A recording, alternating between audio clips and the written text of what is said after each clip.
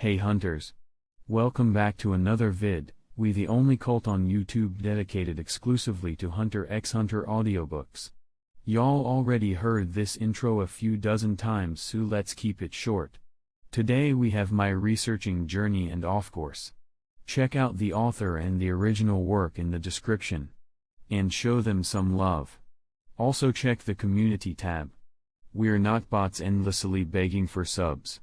We actually post stuff there, so yay. If you like the audiobooks, a like on the vid would help. Also of course sub if you're not already and officially become an hunter. And yay, that's it. Let's dive in now. Peace. Love y'all. Headphone emoji, blue heart emoji. Chapter 1. I let out a breath of fresh air as I finished another day of work. I'm a biologist, a microbiologist to be specific. I always had a passion for biology in general, exploring how far can humans go and how creatures from big to small work. But I came to understand just how small and limited humanity is. Well, mostly me. I'm very limited by my lifespan. The chances for humanity to discover a way to extend lifespans are almost non-existent, and 75 years is too little for me. I like to keep my life under control. I guess I'm a little bit of a control freak, just a little bit. It makes me wonder how those protagonists that are scared of immortality think. Do they realize that it will take at least billions of years to explore our universe and know all there is to know about it, let alone the multiverse if it even exists? I guess it's a little bit understandable if they don't have that kind of passion that'll drive them for eternity. Still think they are losers though. Yup, I read novels from time to time and sometimes manga, though I rarely watch anime as I find it quite inefficient for my time. Anyway, I have to go and prepare for my vacation tomorrow. I closed my eyes to rest while the plane is on its way, though I had no idea where it's taking me this time. I mean, there was always a chance of a plane crashing, but I never really took it into consideration. My last moments were surprisingly calm, even with how chill I am. I expected to be somewhat scared, but I was just disappointed with how short my life is, with how weak I am. There was no extraordinary experience or a scary abyss of darkness, I just felt it directly in the blink of an eye. I'm in the body of a baby. It's obliviously easy to notice, that lead me to start crying so that I can breathe, or more like screaming. I opened my eyes only to notice how clear my vision is considering I'm a baby, which is strange as this isn't how it usually works. Carrying me is a dark-haired woman. Her most noticeable feature is an electronic visor covering her eyes. I'm pretty sure that's zoldyck. I can also hear crying to my left. I turn my head a little bit to notice a tall, muscular, silver blonde-haired man carrying a dark-haired child. Besides them is an old man of medium height with gray-white hair that stands upon his head, and a little bit further is an old muscular woman. I've reincarnated in the world of Hunter x Hunter. And in the best or the worst family to live in depending on the person's perspective. The torture will be a headache in the beginning, but the benefits far outweigh the disadvantages. Also considering the hair color of the other baby and the fact that my current mother's visor doesn't cover her ears, I can deduce that I reincarnated as either Maluki or Illumi's twin brother. Illumi, Yasuo. Suddenly I heard father and mother announce at the same time. I guess that confirmed it. In the room, Silva Zoldyck and Kikyo Zoldyck could be seen each holding a baby in their arms. Kikyo couldn't help but notice how calm the dark-haired child in her arm became after crying for a little bit. He kept looking around and observing everything with a certain curiosity and calmness surprising for a baby. She couldn't help but grin, thinking that a perfect assassin is born. She exchanged glances with Silva and noticed that he is thinking the same. They nodded to each other and said at the same time, Illumi, Yasuo. I should have expected it, but after feeding me, they left me in a crib alone in a plain room. A room that you would think it's a grown-ups. The only thing I can say about my current parent is they are cold, or more like not displaying any emotions, which are good for me since that would explain a lot about my strangeness as I grow up, though I'll try to act a little bit normal. Though I bet that they put some cameras and are keeping tabs on me at all times, but for now I will use this as an opportunity to meditate as much as I can. After all, I have all the time in the world. Now as much as I want to start awakening my Nen, there is too much risk if I'm noticed. If I start opening my aura nodes, I'm basically in the open, akin to a beacon in the darkness of the night, so they'll definitely notice. Now I'm not afraid of them thinking that I'm an otherworldly being, since that's so unlikely that it's negligible. I'm more concerned about them locking me up as they did to Aluka, which will limit my progress. I do have a solution to that, however, Zetsu. If I can learn it before awakening my aura like Gon did, then when they notice my lack of presence, they'll consider me a genius. After all, with someone like Nanika existing, me being that abnormal won't ever top that. Also, I don't know if awakening my aura this early will have any harmful effects on my body, so better be safe than sorry. So my plan for this entire year is to have as much control over my body as possible and regulate my breathing so that I take the least amount of oxygen possible and keep pushing the limit of how long I can hold my breath. And also control my heartbeat and moving as much I can. As far as I know, the earlier a baby started talking in my previous world by the 6th month, so in a family of monsters, I should be able to walk by the 3rd month. The most important thing though is to think and plan. I first have to make sure that I remember everything important and then try to recall minor things since they could be useful. I've never had time to build theories in my past life, but now it's necessary for me to, so I will use all the time someone's around to think. Chapter 2. And like that, I used her as bait to get all my targets in one place. It was a beautiful massacre. I can't wait for you two to perform such an amazing art. And like that, a year passed. I and Illumi are sitting next to our mother in the family room. This is one of the only places where I see him. Both of us have our own room. I guess they don't want us to grow attached to each other. Not that it's possible with our personalities, since I noticed that for how old he is, he's quite cold. I guess with a little bit more training he'll become the Illumi that I know. I noticed that I have a photographic memory and my thinking process is much better than in my past life. Guess my new body comes with a few benefits. I was able to walk after about 2 months and a half, though it took Illumi 4 months to perform the same feat. He pretty much tries to imitate everything I do. That's a benefit of being born in a family of monsters. You're just another monster, a more talented one, and yup, that's my mother talking. Well, what did you expect? A good night story? Language isn't something I needed to fake learning, since it's a new language to me anyway. That's why I made sure to always sit in her lap when she's telling a story from a book and not her wonderful adventure, so that I can learn how to read. I pretty much speak fluidly right now and I'm on my way to learn how to read. I also made sure to drink as much milk as I can, since I'm pretty sure that somehow it had poison. They also had me wear weighted clothes by the 3rd month, just when I started getting used to walking, and they kept adding weight as I got used to it. It wasn't that much of a challenge. I was used to keeping my body quite fit in my past life and hit the gym as much as my busy schedule allowed me to, and most importantly, my current body is quite adaptable. Illumi's training didn't start until the 6th month, which brings me to another benefit of being born in such a family. A training made specifically for me.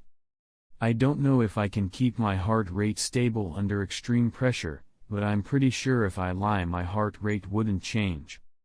I tried as hard as I can to get as much control as I can over my body. I managed to stabilize my heart rate at 40 BPM, which is an athlete's, but I can't seem to pull it any lower for now. My young body won't allow it. My goal is to be able to stop it with a thought. My dedication to control is paying off. Control, huh? What a nice word. It also appears that I'm quite talented in the art of assassination. I'm able to lower my presence to such a degree that Illumi can't notice me even while I'm standing next to him.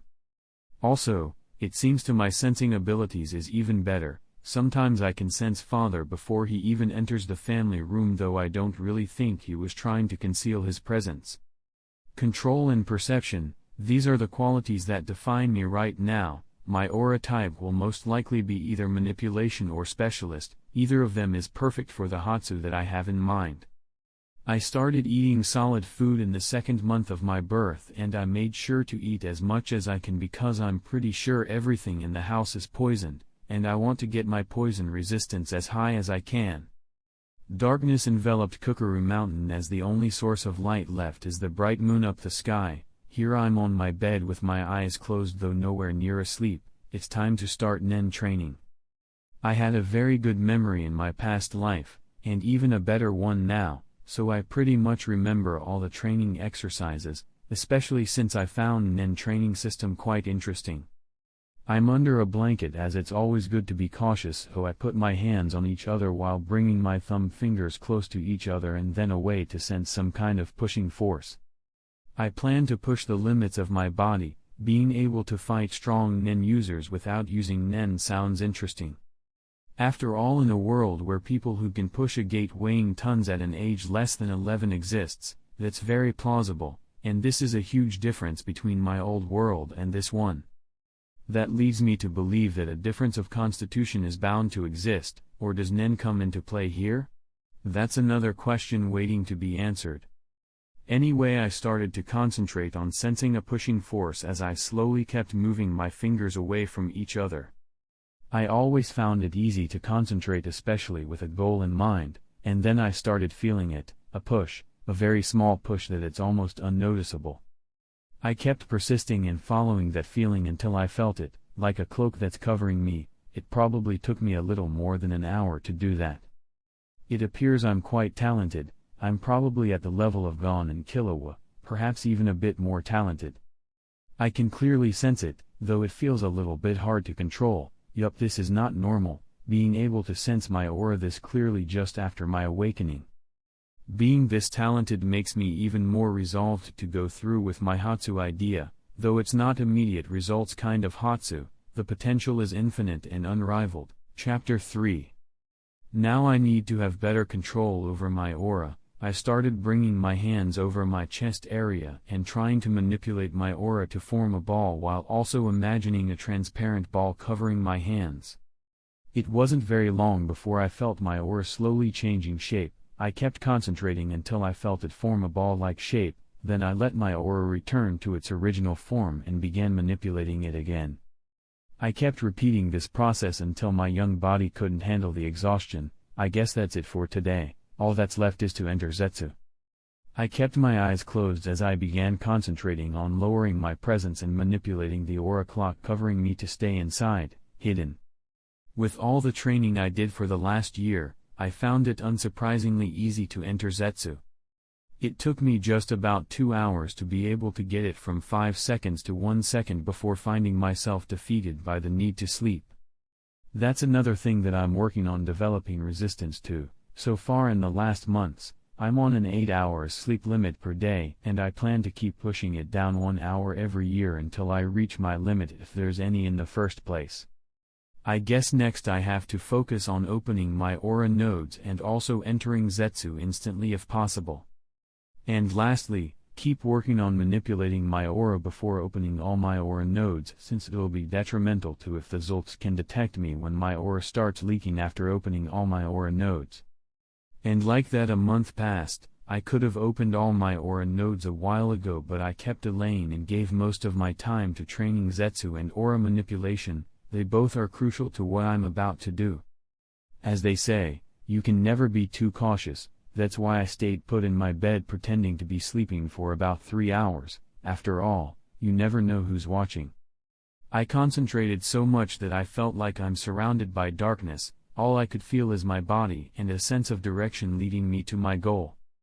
Then I let it go, my last closed aura node, and I felt it clearer than ever, a warm, viscous fluid trying to flow out of me.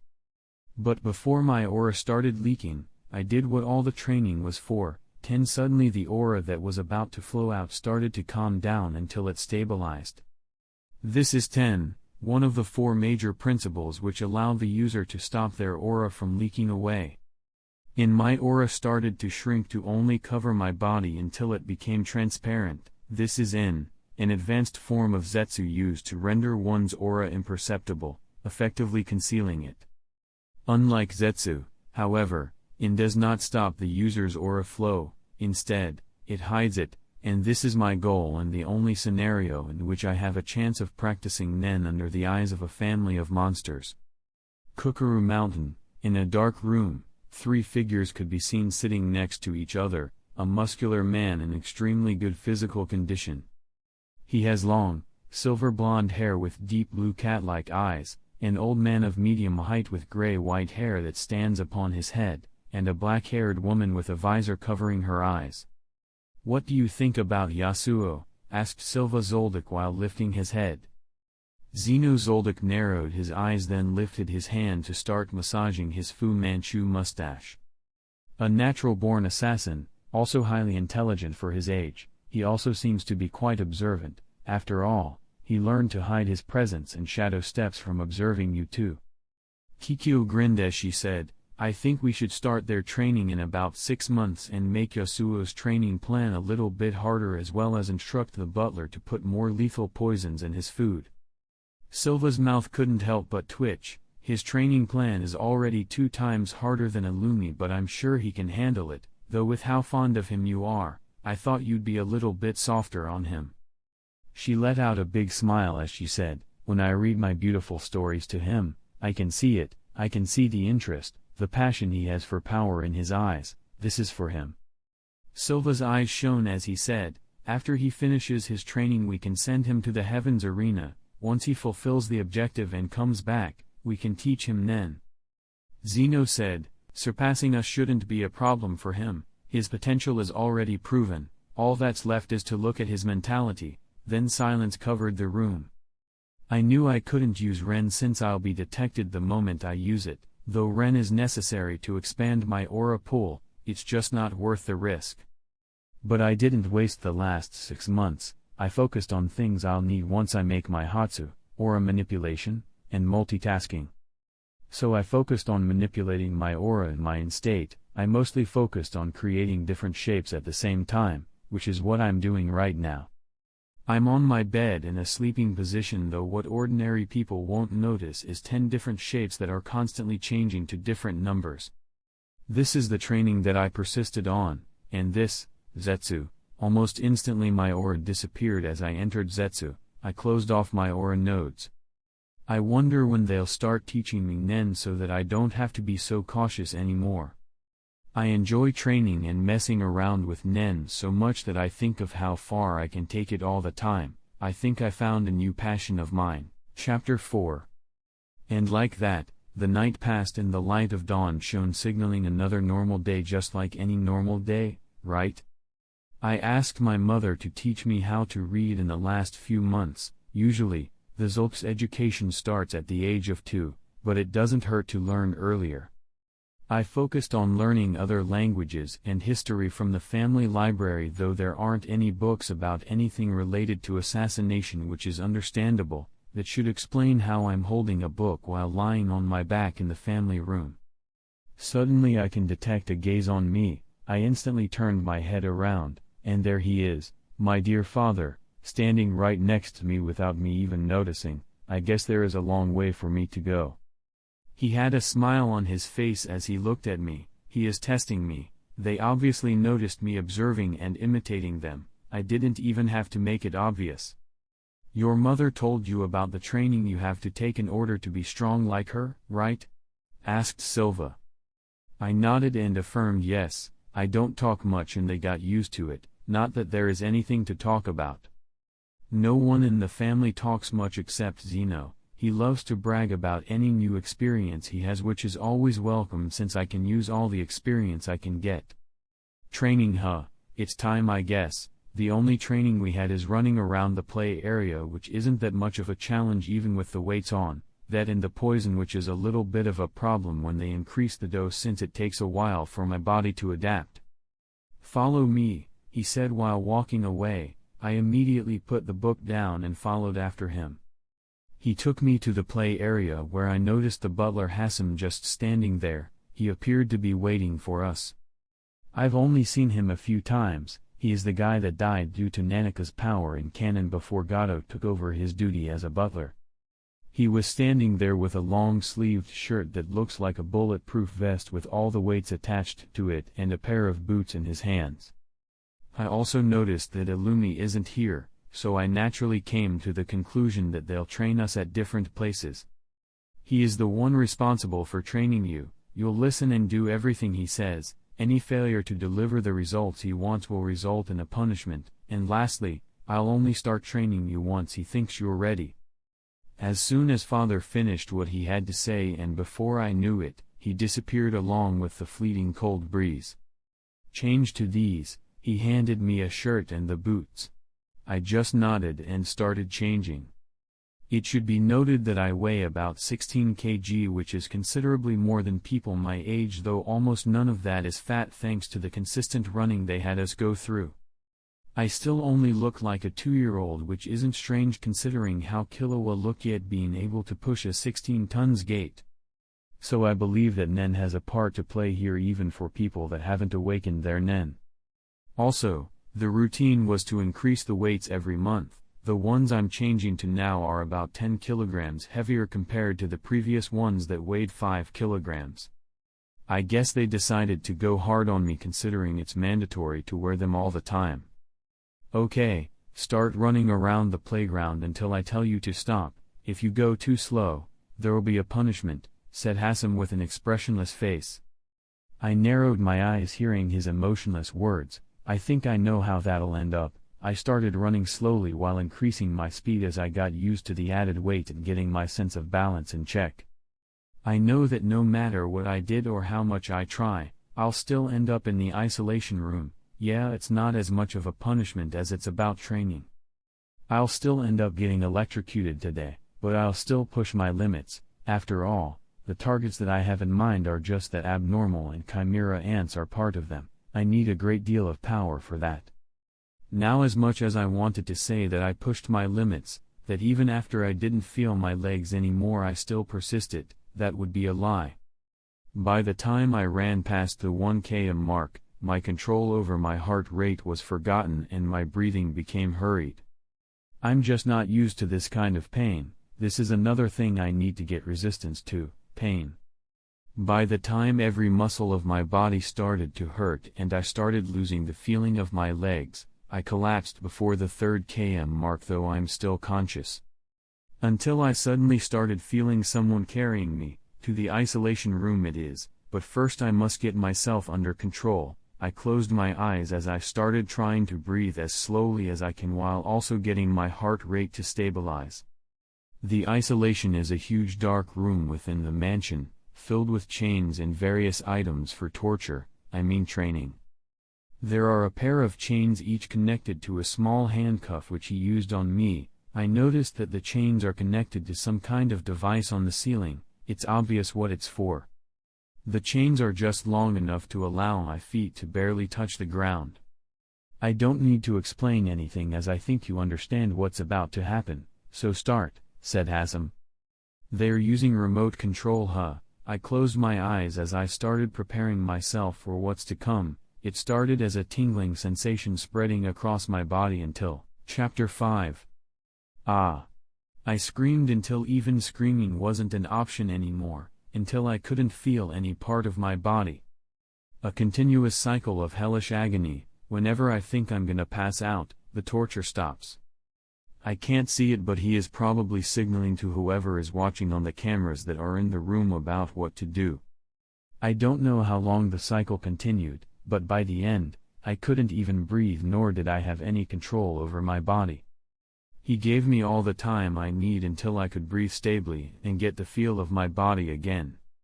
I opened my eyes only to notice him approaching me with a syringe in his hand, which he directly injected into my left upper arm. My face couldn't help but twitch, not because of pain but because I know what is within the syringe. Poison. I can feel anger building up inside me. After all that pain and suffering, you're still going further, and with that comes a trace of killing intent as I looked at his emotionless eyes. I'm sure he can feel it. My emotions are an open book to him right now. I'm not at the level where I can mask my emotions under such circumstances.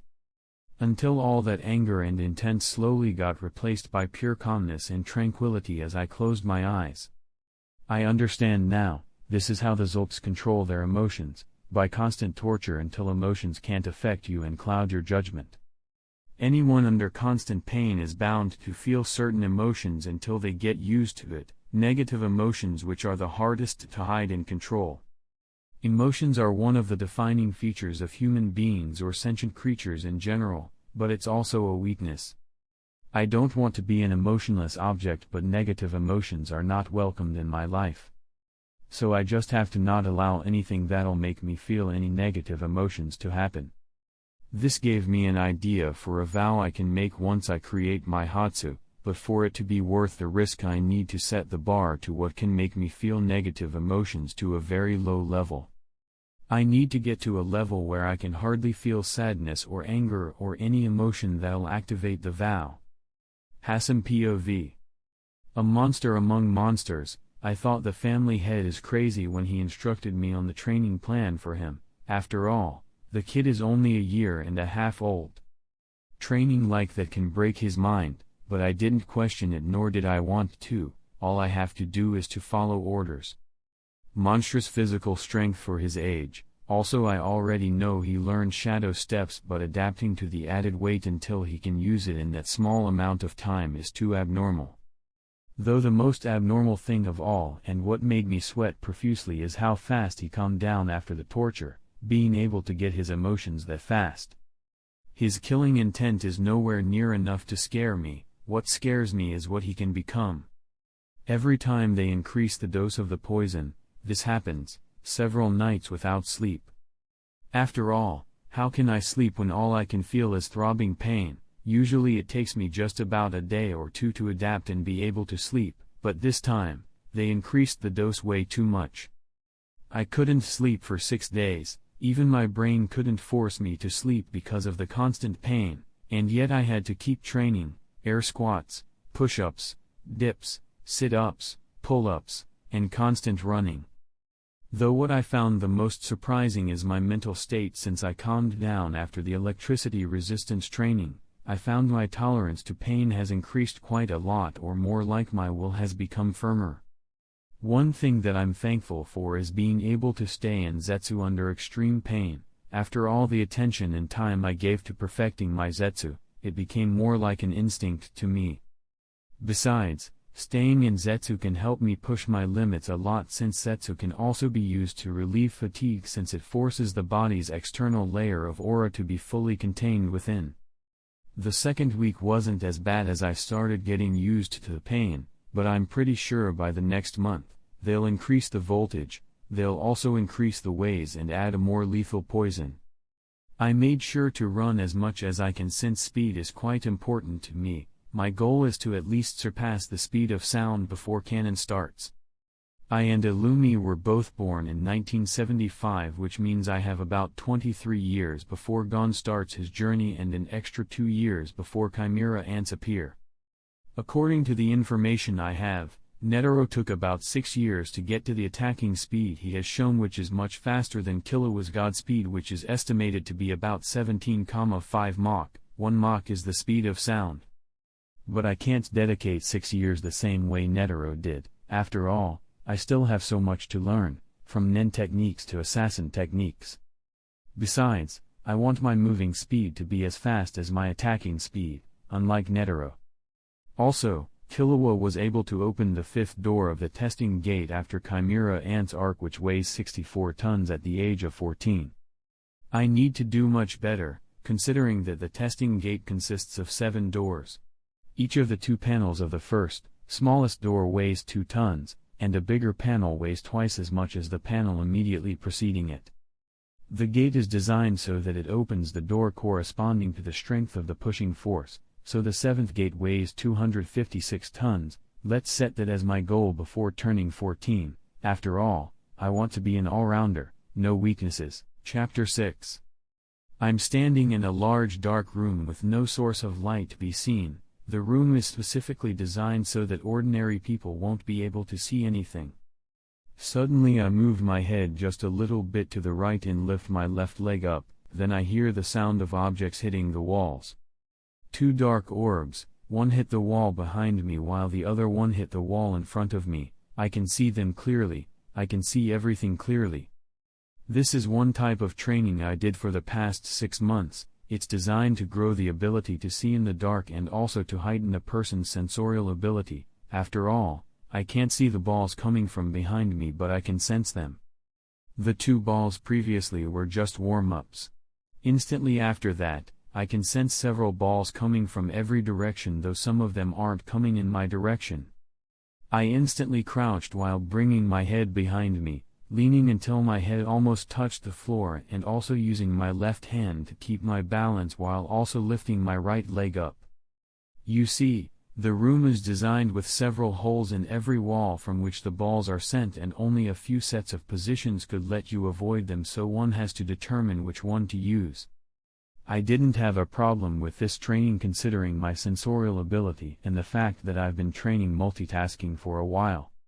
The problem lies in when they increase my clothing weight every month, since it takes me a while to adapt and move freely with the extra weight at the beginning of each month. So far my current clothing weight 40 kilograms. Anyway, back to my normal daily routine. I train in this room an hour every day, and spending 1 hour in the dark every day is much harder than what one might think. Suddenly the door opened, signaling that an hour has passed. I calmed down my breathing and then went out. I found Illumi waiting outside for his turn, and like always we just nod at each other and go our separate ways. Anyway, to my next training. In front of me is a simple pool which I directly jump into. All I have to do is to hold my breath as long as I can.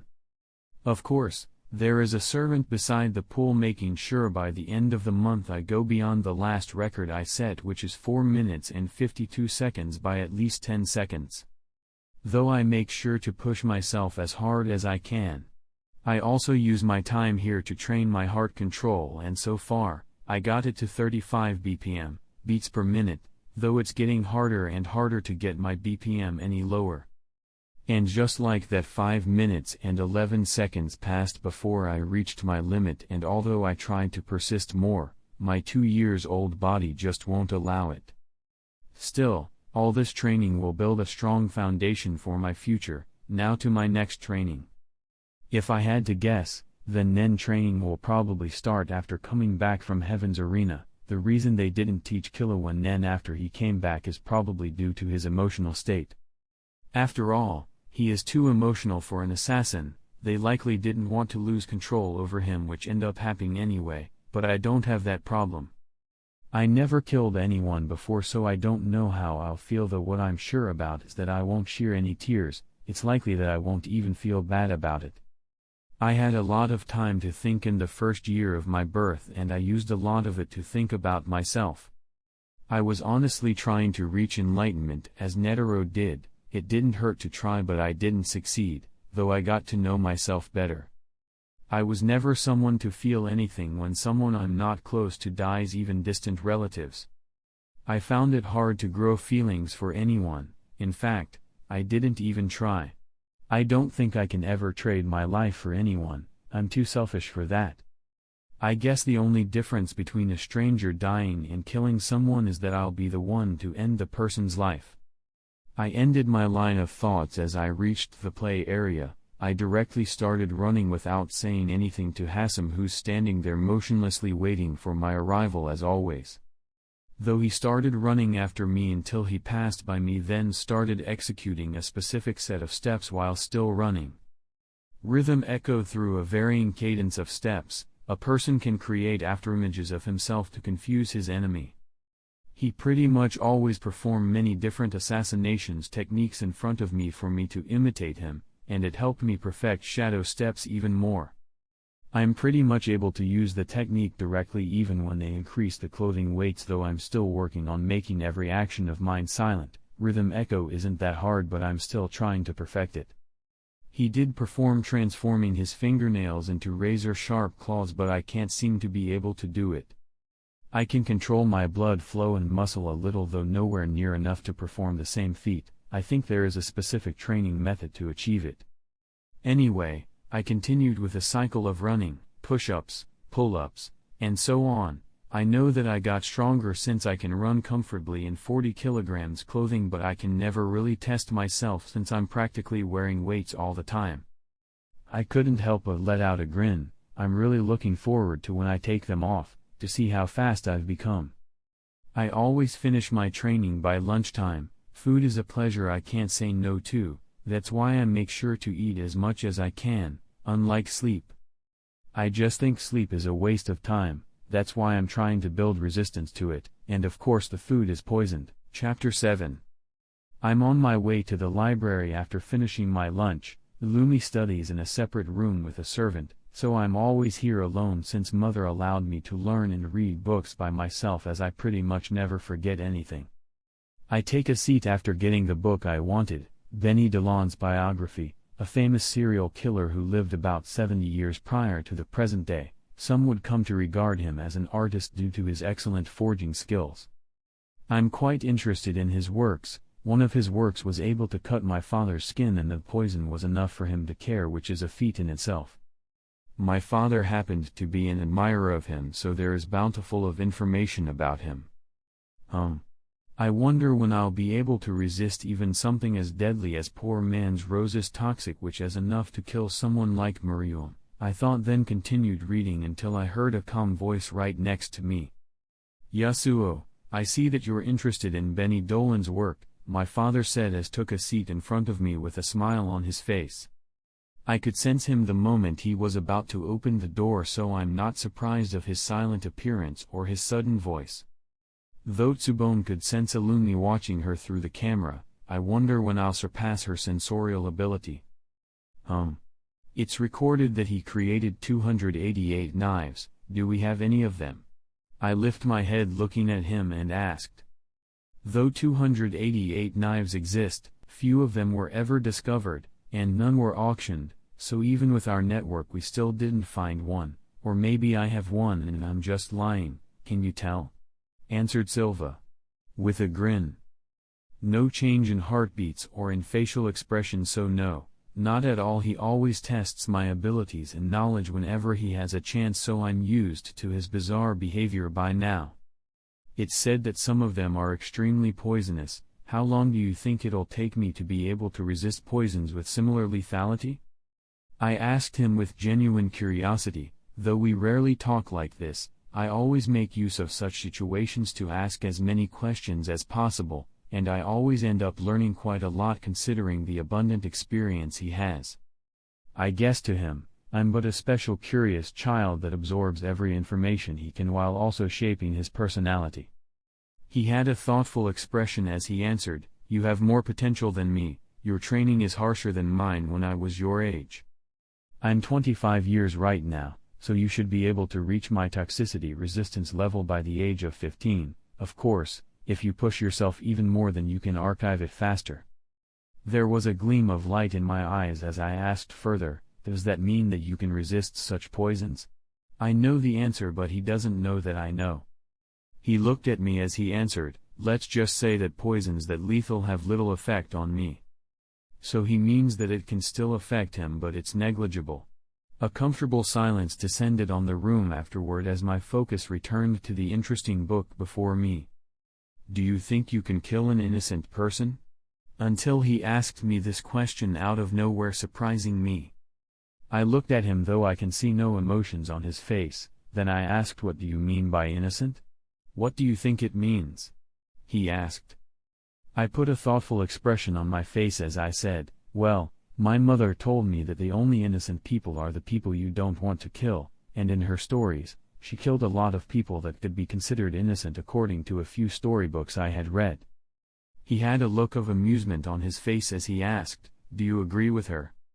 I don't know yet. I directly answered, after all, I didn't experience killing yet, but I know that's something I will have to face someday.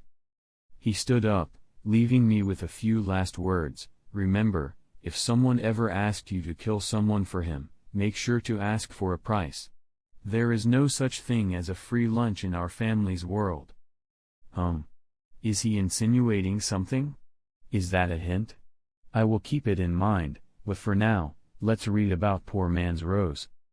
Silva POV. I'm currently recounting to Kikyo how my meeting with Yasuo went after she kept annoyingly asking me over and over. And that's basically how it. Before I can finish, however, Her voice reverberated through the dark room. "Oh, Yasuo. Such a good son you are. I knew you always pay attention to my beautiful stories. You'll become a splendid assassin, much better than your mother." I left her to her imagination as I thought to myself. I dropped the hint to Illumi and Yasuo. Illumi is quite smart, so I'm sure he'll know what to do when the time comes. As for Yasuo, he'll definitely pass the test, though I wonder what he'll ask for. Also, I noticed that he is pushing himself quite a bit. He'll surpass me faster than I thought. I'm in the isolation room getting electrocuted like always. The pain only continues to increase even with my growing resistance to electricity. After all, they're always increasing the voltage, but I got used to this kind of pain and can grit my teeth through it.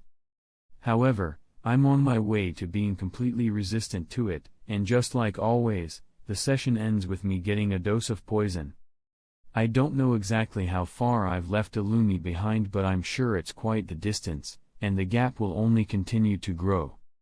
After all, even though he shows signs of being the Illumi I know from canon, now he is still a child and he can't push himself as much as me, but most importantly I'm more talented than him. The next and last part of my daily routine is training my Nen manipulation and multitasking abilities. This is the training I paid the most attention to. After all, it's instrumental to my future. Chapter 8. I'm on my way to the play area after my usual morning practice. I noticed Hassan is already standing there, as usual. I was about to start running, but I noticed him lifting his hand as a signal for me to stop, which I did and paid attention to what he has to say. "We'll start muscle control and blood flow control training. Take your shirt off, then come here and sit down," ordered Hassan with his usual emotionless tone. I did as he said without uttering a word. After I sat down, he walked to me until he stood behind me and crouched to my level. "I'll dislocate every part of your body starting from your shoulders, then I'll put them back in place. The cycle will continue for 2 hours every day until you can do the same feat by yourself," he explained to me as he reached out and grabbed my shoulders. Crack. And just like that, he easily dislocates both of them. He then continued to dislocate every finger of my hands, then to my ribs. He dislocated every joint of my body.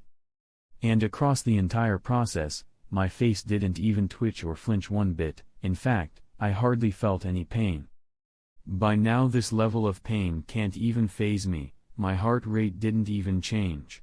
I closed my eyes as I tried as hard as I can to keep myself from laughing maniacally. I'm loving this sense of progression, the feeling of pushing my limits, of achieving the impossible. I want to laugh as hard as I can, but I can't. I have to suppress my emotions. There'll be a time for that later. For now, the satisfaction I'm feeling is enough for me. You have 5 minutes, try moving using your muscles. I'll reattach your joints after. I started trying to stand up, though I found it to be quite hard, but all the control training I did wasn't for naught. I succeeded and started walking around. So far I'm able to move around, albeit slowly. This is a very good training method. If I can do my usual daily routine relying solely on my muscle, then my control over my body will reach an insane level. I put more effort into moving around and moving my arms, though it's still quite hard. It'll take me a while to get used to it.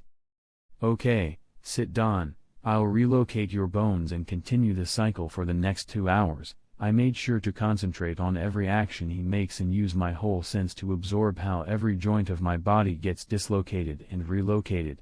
I'm making full use of my good memory. I still haven't tried, but I'm sure I can dislocate my bones by myself. I'm pretty sure I got the basics right. I guess what's next is doing the same feat without using my arms. I think I need to flex my muscles in a certain pattern, but for that, I need more control over my muscles. It shouldn't take long. For the next 3 years, we'll focus on armed and unarmed combat while you'll still continue the usual training.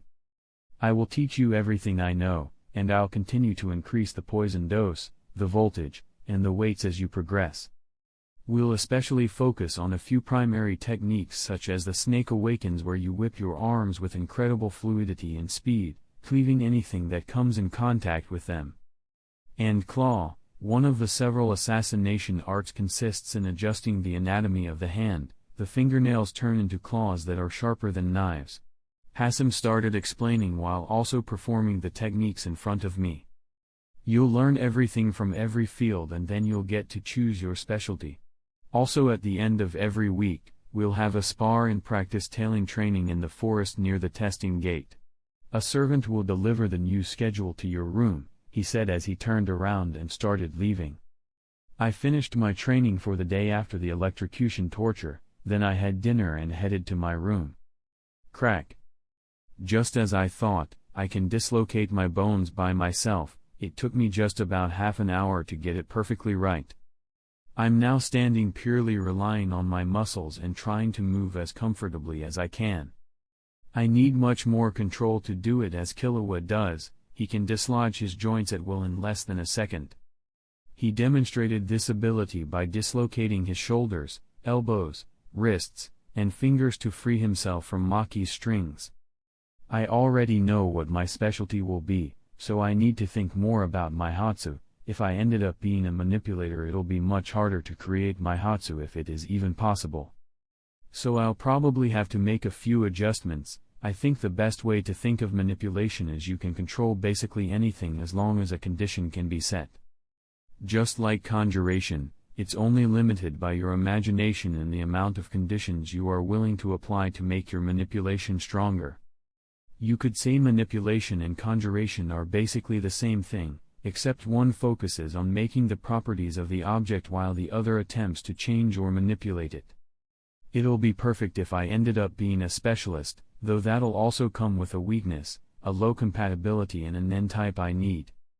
Though Kurapika can make his compatibility 100% by using Emperor Time, but the price is quite hefty, his life force. I obviously won't sacrifice my lifespan, though I don't think I need to. After all, he gets 100% compatibility in every Nen type, but I only need 100% compatibility in only one Nen type, so what I'll have to sacrifice will be much lower. Also, I want my Hatsu to be as unrestricted as possible, with little to no limitations, something like Miriam's aura synthesis, but for that, I need a vast amount of aura. Chapter 9. 3 years later. The Zoldyck family owns Kukuru Mountain and its surrounding area. The property encompasses from the point of the testing gate, the dense jungle, all the way to the mountain. Somewhere in that forest, a young boy could be seen walking around aimlessly, or so it appears. He has short black hair, black eyes, and a black clothing set, though what's strange is that no sound could be heard from him. Every step of his is perfectly silent, as if sound wasn't allowed to escape his grasp. As if it was only allowed to reach his ears, no one else's. What's even stranger is his heartbeats. If someone could hear his heartbeats, they'll notice a bizarre activity. His heart is beating so slow that it can be estimated that it beats less than 30 beats per minute. This is Yasuo Zoldyck. Suddenly his walking speed started to get faster and faster, and so walking turned into running until his silhouette looked more like a shadow moving across the forest, though what remained constant is his silent movement. A man with brown hair wearing a butler uniform could be seen about 70 meters away from him with his back facing him. This is Hassan, the Zoldyck family's butler. While the butler is looking around, Yasuo kept changing his position accordingly to make sure he is always facing his back. Once Yasuo reached the 32-meter mark, the butler instantly turned around and got into a fighting stance. Yasuo narrowed his eyes and instantly adjusted the anatomy of his hand to transform his fingernails into razor-sharp claws, making his hand as sharp as a knife capable of slicing through human limbs with ease. He noticed Hassan did the same. Once the distance between them shortened to 5 meters, the butler instantly attacked, making use of his longer reach, though Yasuo seemed to have predicted it as he moved to the left just enough to no get hit.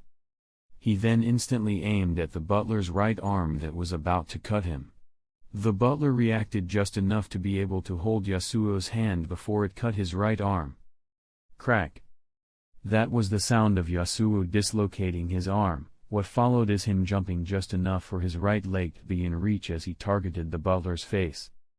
The latter had to let go of Yasuo's hand to defend, though what ended up happening is Yasuo using his leg to push himself away and attack again after instantly relocating his arm. The butler was forced to avoid every attack.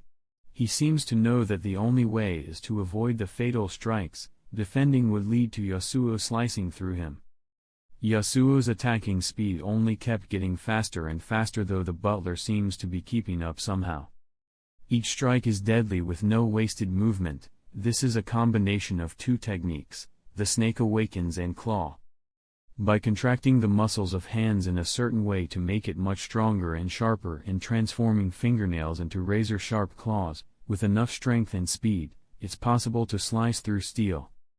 And like that, the spar went on for another hour until... Stop. Yasuo POV. Stop. That's enough training for today, stated Hassan with an emotionless tone that couldn't hide his heavy breaths. I instantly stopped my attacking spree, turned around, and left with a smirk on my face. He may seem emotionless, unfazed aside from irregular breathing, but I can sense the sweat coming down his back. After all, he had to use Nen to keep up with me. 2 years ago my Zetsu got to such a level that he was forced to use N to detect me before I reach him. N is an advanced application of Ten and Ren. N is when one extends their Ren so that their aura extends further than normal, then uses Ten at the same time to contain and give shape to that aura, normally a sphere. Someone using N can feel the shape and movement of anything within the area covered by their aura, with the degree of awareness and finesse depending on their level of skill.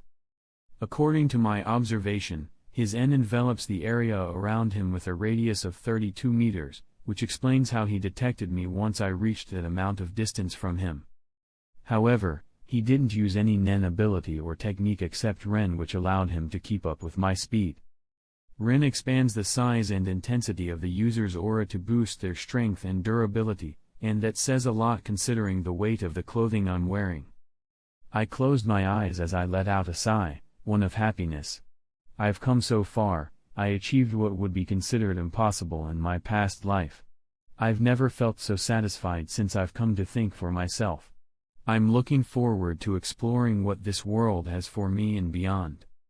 I then continued on my way with a smile on my face, a smile that soon disappeared as my expressionless face returned. Once I returned to the mansion, I noticed Ryu sitting in the family room like always.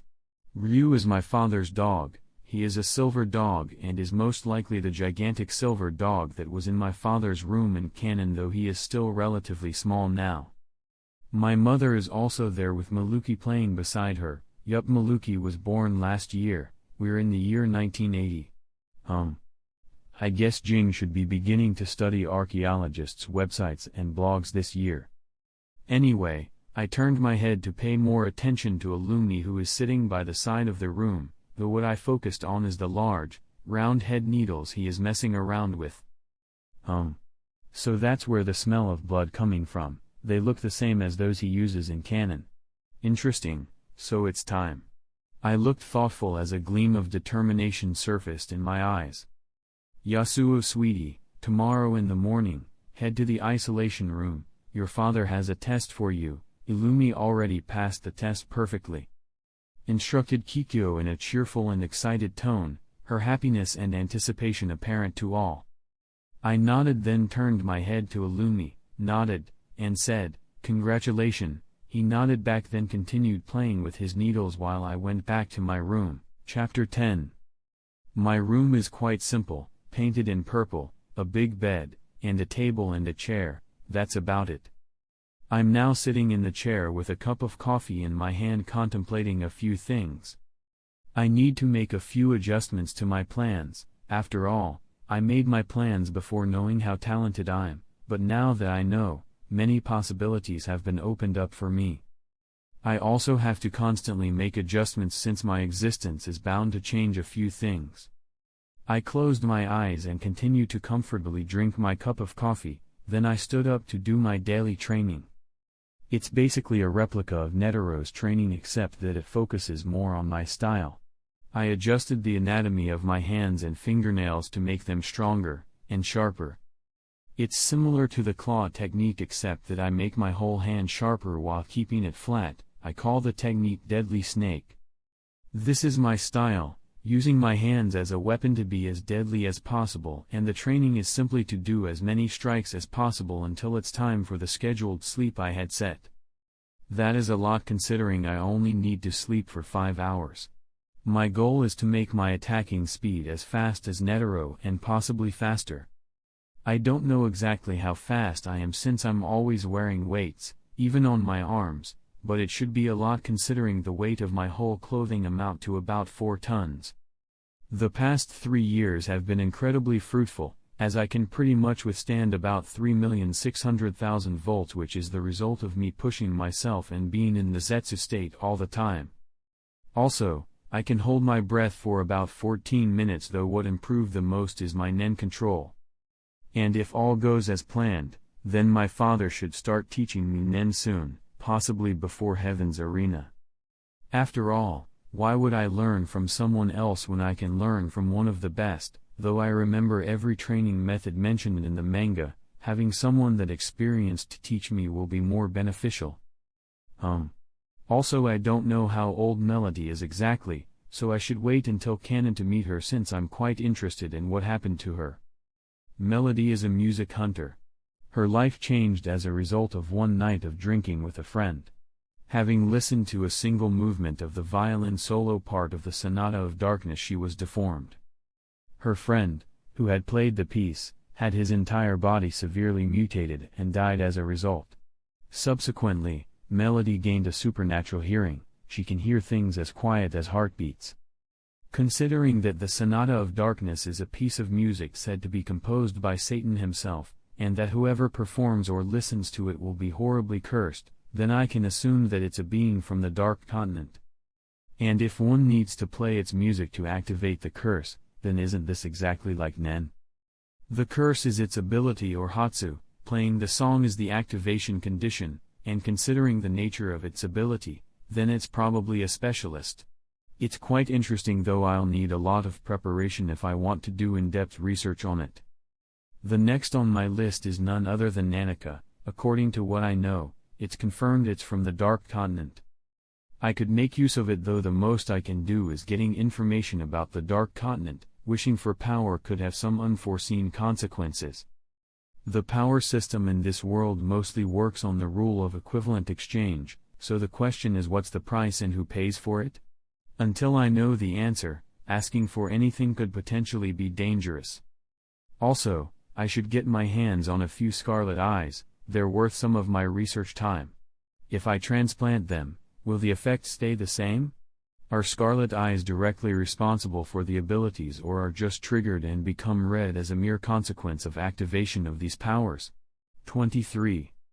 So many questions waiting to be answered. I thought as a smile surfaced on my face. I'm walking through the hallway to the isolation room, an emotionless expression adorning my face, a weird expression for someone on his way to kill someone, ending someone's life for the first time in his life. I opened the door to enter the isolation room. What appeared in front of me is a dark room with little to no lights. But I can see everything clearly. I can see my father standing there with his hands crossed. Next to him and on his knees is a fat middle-aged man with handcuffs keeping his hands together. Father was giving me a meaningful look with his eyes as he ordered, "Kill him." I just looked at him with no change of expression on my face, nor did I move from my place. For what price? A big smile surfaced on Silva's face with a silver of expectation within. Name your price. I guess he is quite curious about what I would ask, since I have only ever shown interest in training. Will he be disappointed? Who am I kidding? Of course he won't. I thought to myself in amusement with a smile on my face. I said, let's leave it until I'm done since it'll take quite a while. Sure. Do you want to know what he did? Silva asked. No, whether someone is considered bad or not makes no difference for me. Using it as an excuse to kill someone will only make me a hypocrite. What, this is a job, a job that's built on the concept of equivalent exchange. I adjusted the anatomy of my hand to make it sharp, capable of slicing steel like butter as I stood over him. I can see the fear in his eyes while he was trying to speak, but all that can be heard is gibberish, incoherent sounds.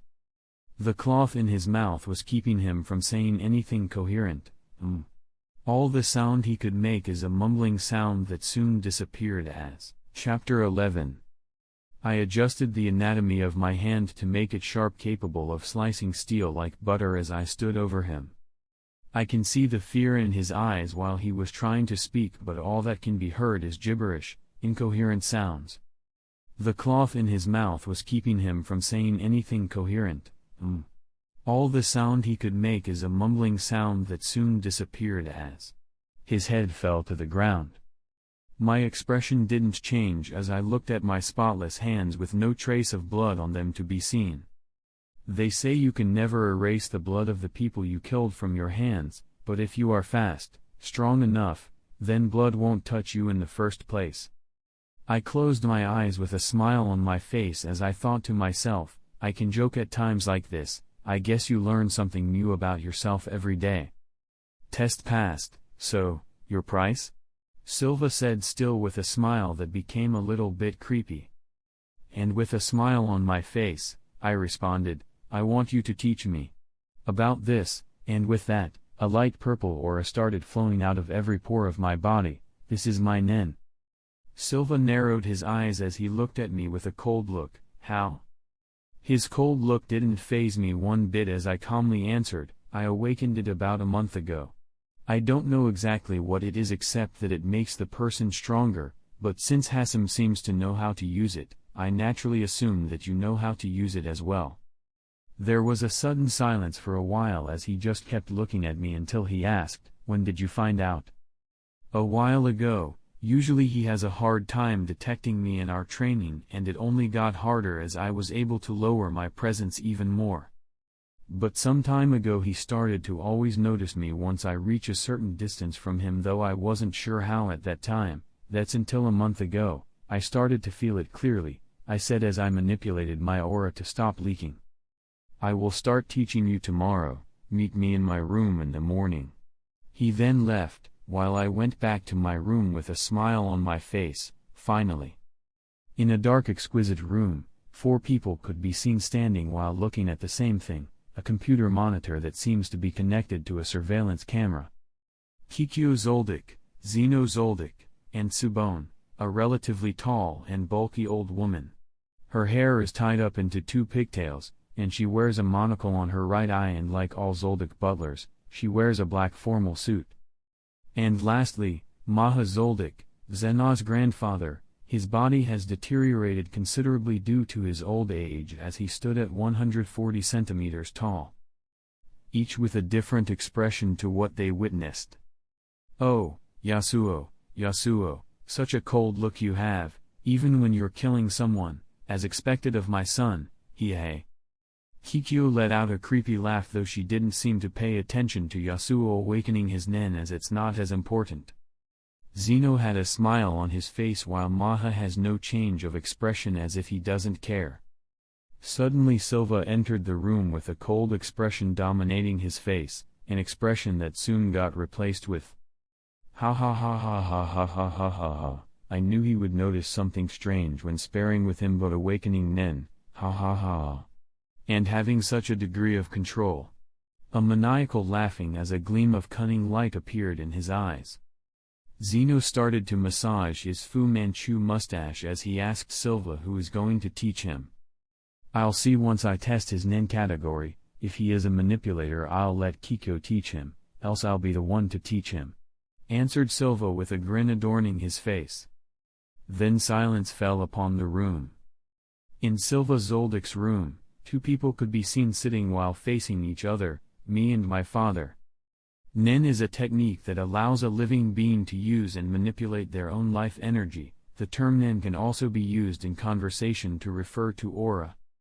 A person capable of utilizing nen is colloquially referred to as a nen user. Everyone in the family is a nen user. Because one can craft a great variety of parapsychological abilities through nen, It is considered a dangerous power that is kept hidden from the public to maintain balance in society. For now, I'll teach you the 4 major principles and test your aura type. When we finish, I'll give you a book covering everything you need to know about Nen. You'll memorize it by tomorrow and then we'll start your training. I made sure to pay my complete attention as he explained to me. The best way to teach someone like you is to perform the techniques while you mimic my actions, so. He directly let his aura go as he executed 10. This is 10, you used it yesterday to stop your aura from leaking. What followed is his aura instantly disappearing. This is Zetsu, it keeps the user's aura from leaking out of their body, making them harder to sense and relieving fatigue, at the cost of leaving them defenseless against Nen attacks. Since you awakened Nen a month ago, then you were basically using it the entire time. In fact, you were using it long before. He let go of his aura again as he instantly projected it outwards explosively. This is Ren, it focuses on outputting a larger amount of aura than 10, projecting it outwards explosively.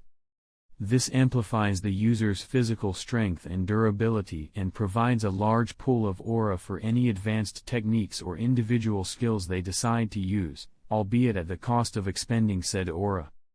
One can train their Ren to extend its duration and increase the amount of aura at their disposal. Now you try. My expression didn't change, though there was a gleam of happiness within. This is it, finally, I can learn Nen. This is the moment I've been waiting for the past 5 years. I closed my eyes as a smile surfaced on my face, then a shroud of aura started forming around my body. Ren, I instantly projected my light purple aura outward. I'll test how long I can hold Ren for later, though what I noticed is that my aura is relatively calm for a technique such as Ren. Also, I don't know if the color of aura means anything, or is it synchronized with the person's personality and emotions? Good. Lastly is Hatsu, one's personal expression of Nen. Its qualities are influenced by but not restricted to the Nen user's natural Nen category, one of the 6 available. Hatsu is used to project one's aura to carry out a certain function, creating a special and unique paranormal ability that is colloquially referred to as a Nen ability. Silva nodded as he finished explaining. He then brought a cup filled with water and a leaf floating on it.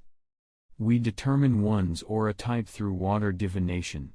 Place your hands around the cup and perform Ren, said Silva. I did as told. Ren, slowly my aura started to surround the cup, then, hey! Quick break, hunters. Hope you are enjoying the new fanfic so far. Just waste a few seconds for YouTube algorithm gods. And let's get back into it. Chapter 12. I did as told. Ren, slowly my aura started to surround the cup, then. And nothing, no change could be seen in the cup, but what changed is how clearly I feel the cup and what's inside it. I can feel it like it's a part of my body, like I can control it with just a thought. And I did just that. Slowly the water around the leaf started to move, circling the leaf as the leaf started to turn in the opposite direction. I kept messing around with it for a while, and I noticed that I have better control on the leaf, and the further from the leaf the less control I have. Interesting. I then stopped my control and retracted my Ren, then looked up to Silva, who narrowed his eyes. You're a specialist, you'll understand what it means once you read the book. You can go now. He instructed as he handed me the book. I nodded, then went back to my room. I'm sitting in my room in a meditative position while outputting a light purple aura. I'm using Ren. I want to know how long I can keep it before I expend all the aura at my disposal. I did read the book, and there isn't anything I didn't already know. The only noticeable thing is a few recorded Hatsu with a full explanation about them, though none of them are my father's or Zeno's. I don't think I'll have any sleep for the next few days. I've been waiting for the time I can learn Nen for a long time, that there is no way I'll waste time sleeping. So far I've been keeping my Ren for about 17 minutes and seem to be reaching my limits soon. I guess even though I didn't use Ren for the last 5 years, just messing around with it had some effect, though small, but probably what allowed me to maintain my aura for this long is my perfect control, which allowed me to have a perfect Ren. After all, I didn't train aura manipulation for the last 5 years for nothing, and like that 5 more minutes passed before I reached my limit. I directly entered Zetsu as to recover faster and thought to myself, Gon got exhausted once he expended all of his aura for the first few times, though it doesn't seem to affect me that much. Does it have something to do with how much control you have over Ren? I closed my eyes as I waited for a certain amount of time for my aura to recover. I then brought a cup of water with a leaf on it. Hatsu is first trained through the water divination exercise, by attempting to produce a more pronounced change, which is what I'm trying to do, see how far my control can go. And like that, a night of enjoyable training passed. Gyo focuses aura into a single part of the body to increase its strength, at the cost of leaving the rest of the body more vulnerable. Using Gyo on the eyes allows the user to see someone else's aura or other hidden objects. In an advanced form of Zetsu that hides the user's aura without forcing them to shut it off, making it perfect for sneak attacks. N expands the user's aura in a spherical radius around them, letting them sense the shape and movement of anything that enters it. Shu extends the user's aura onto an object that they're holding, enhancing its strength. Ko concentrates all of the user's aura into one part of their body, making it incredibly powerful, at the cost of the rest of the body being completely defenseless. Ken, a combination of Ten and Ren, using Ren to enhance the user's aura before enveloping themselves with it, providing greater defense than Ten. Ryu, the real-time use of Gyo, shifting the concentration of aura between two body parts in quick succession. You'll attack me while I'll avoid or defend. You'll use Ken until it becomes natural for you to fight with it. Once you expended all of your aura, you'll continue fighting me in your Zetsu state. Gyo, In, En, Ko you'll learn by yourself. You can ask me if you have any questions. Ken, Shu. Ryu you'll learn with me, said Silva while still standing before me defenseless, or so he would like the opponent to think. There was a smile on my face as a sense of excitement came over me. I used Ren to enhance my body before enveloping myself with it using Ten.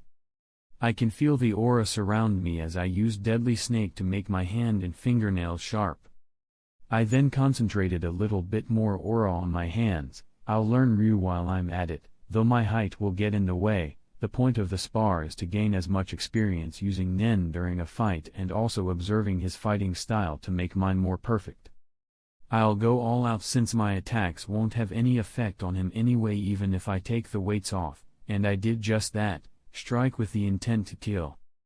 I started running to almost instantly appear in front of him, though I'm sure I'm too slow for him, and that got proven as just when my hand got close to his chest, he instantly moved just enough to avoid me.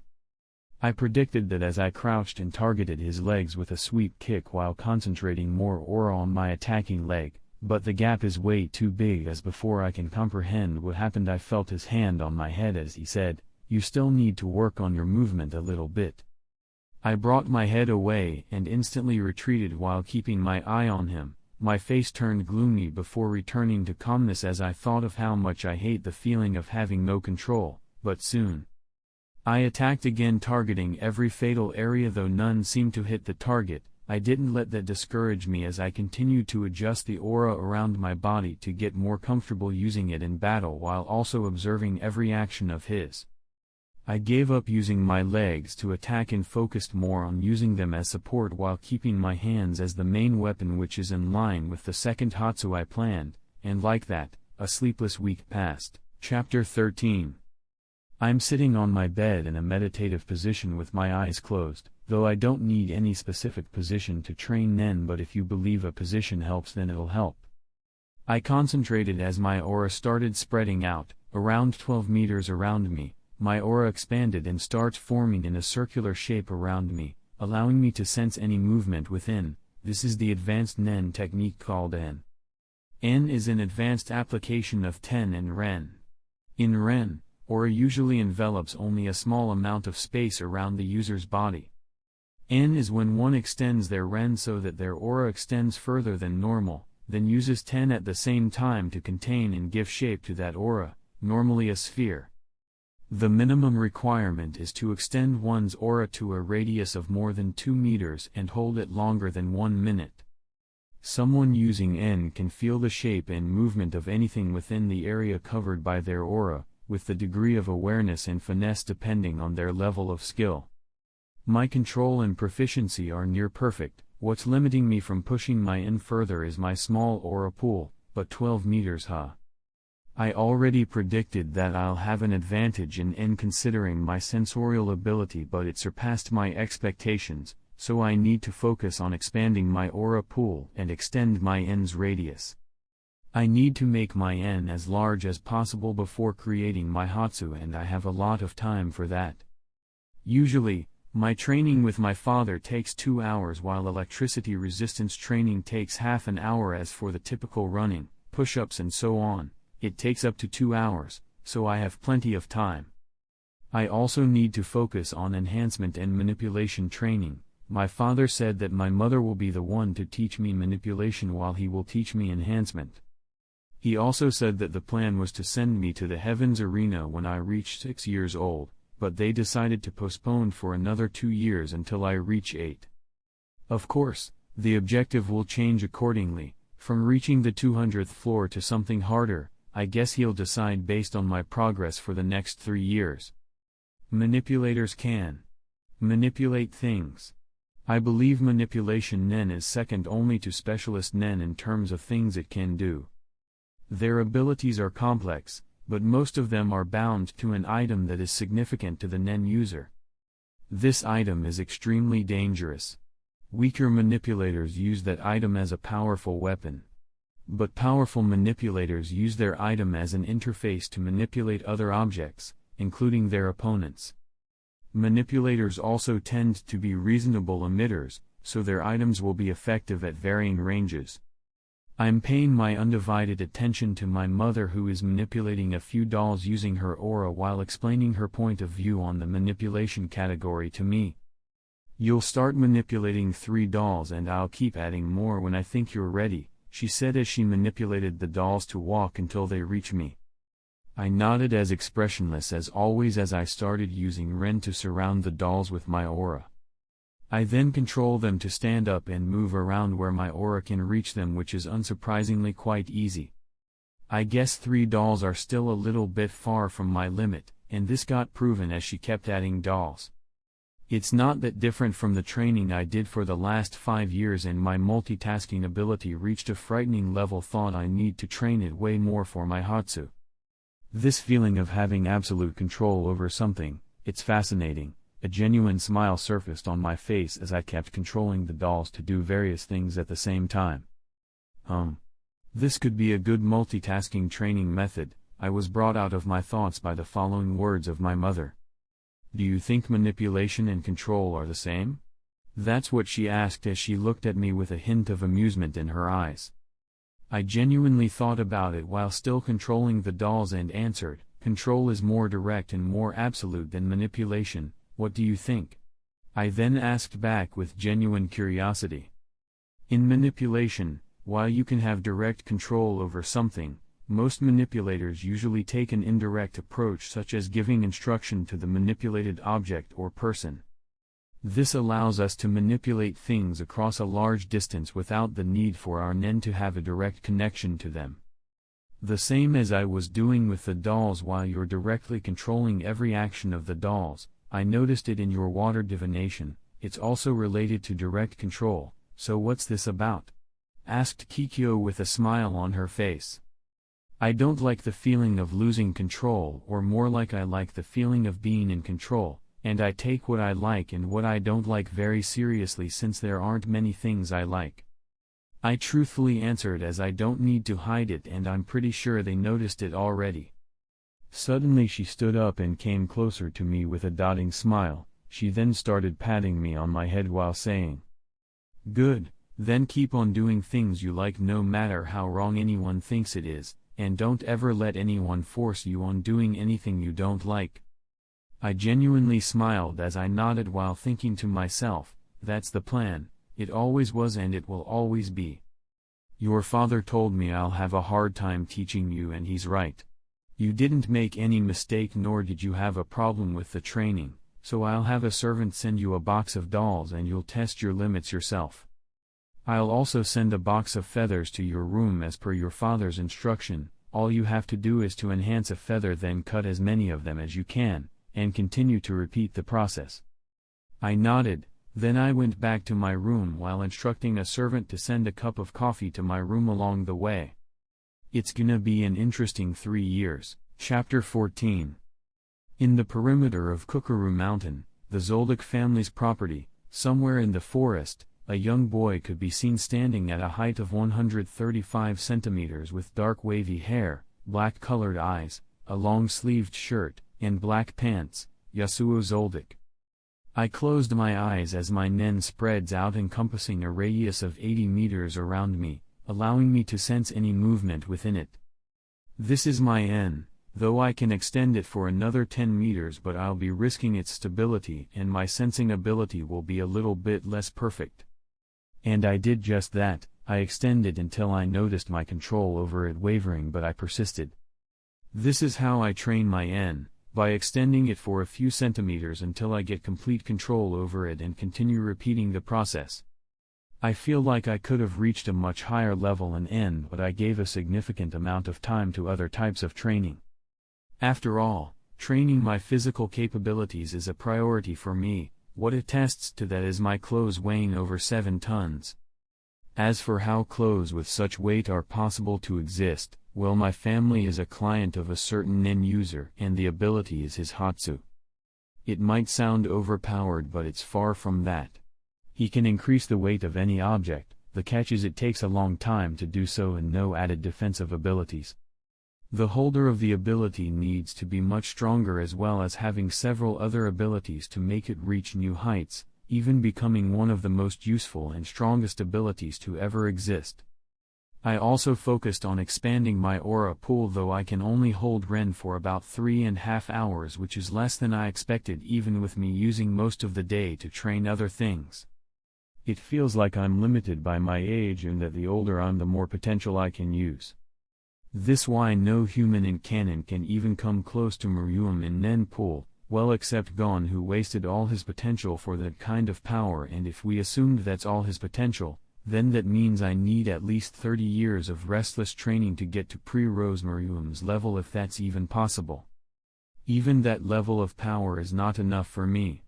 Then suddenly a nostalgic smile appeared on my face as I thought to myself, then I guess I just have to do more research, which is always welcomed, research on how to break my limits again, just like my last life except it's on a different scale. Anyway, I'm planning on creating my Hatsu in Heaven's Arena, which I'm gonna head to tomorrow with the objective of becoming a floor master. I can also focus more on N and Ren there since I won't have to do any other training such as electricity torture. Though I'll still continue on poison resistance training. As for oxygen capacity, I think I reached a satisfactory level of 23 minutes. I opened my eyes as my N shrank rapidly. I entered the state known as Zetsu. I'm pretty much using it all the time. Keeping Nen inside just gives me a feeling of control and it makes my senses sharper. Anyway, I finished my training. I then went back to the mansion where I found a servant waiting at the front door. "Young master, the family head wants to see you." I just nodded and I continued on my way. "Here, you'll use this to contact us only in the case of something important happening. All our contact information is on the phone, and the money should be enough for a month. I already made a specially made account where you'll deposit the money you win," said Silva as he handed me a touch-screen smartphone and the account card. "Are you interested in being the heir of the family?" Suddenly Silva asked while looking intently at me, seeking to detect even the slightest change in my expression. I looked at my father as he looked at me with a serious expression on his face. I thought about it a little bit. In fact, I thought about it long ago. Do I want to be the family head?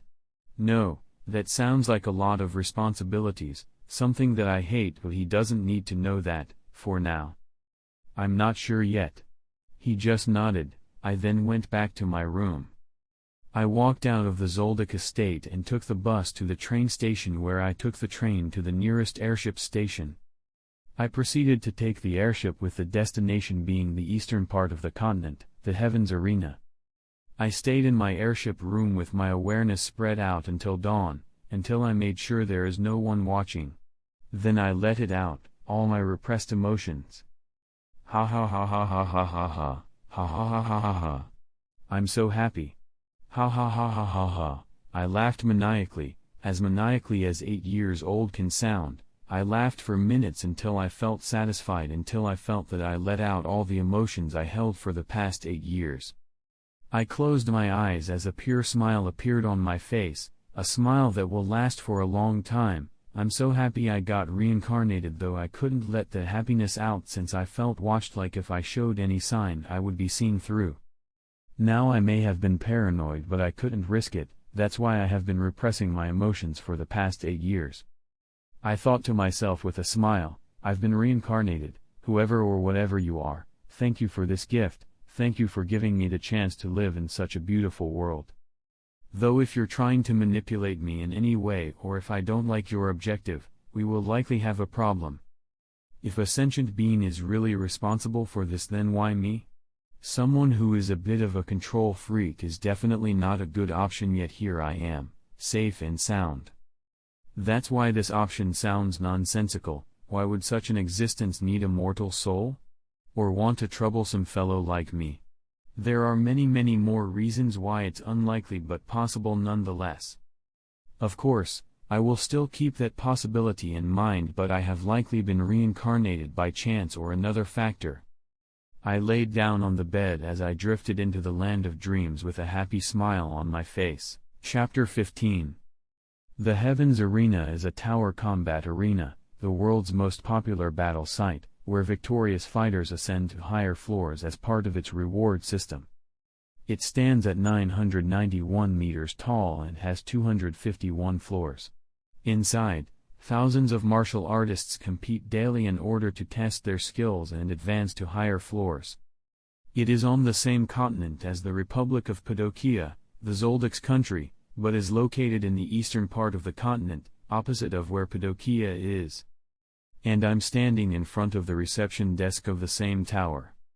Welcome to the Celestial Tournament. Please fill out this form with the required information, the receptionist said while handing me the form.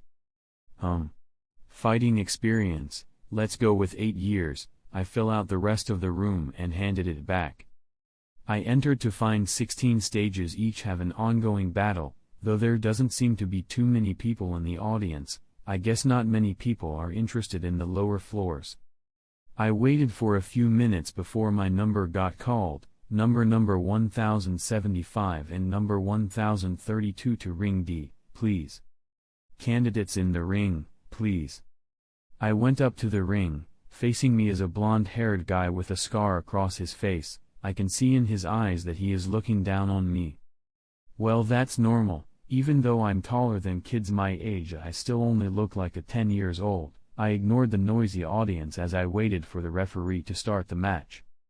We're on the ring of the first floor. We evaluate the level of the candidates. There's a time limit. You have 3 minutes to show what you are able to do. The referee loudly instructed. Attention. Begin. Thud. That was the sound of the opponent hitting the floor as I knocked him out before he can even react, nor was anyone in the audience able to see what actually happened. I basically just hit him in a specific spot in the back of the neck with just enough force to knock him out. Number 1075, you can go to the 50th floor, said the referee as he handed me the ticket to the 50th floor. Yasuo passed the 190th floor with one shot again. It's been 2 weeks since my first match. I took as many matches as I can, which allowed me to reach this floor this fast. Your money has been transferred to your account. I nodded. Now I have about 211,050,000 in my account. I wonder when someone will force me to take my weights off, but for now, let's head to the 200th floor. I was moving through the hallway of the 200th floor as I noticed the floor clerk standing there as if waiting specifically for me. Yasuo, right? The reception is on the other side. Please register today for the matches on the 200th floor. 142 candidates are registered on the floor and are waiting.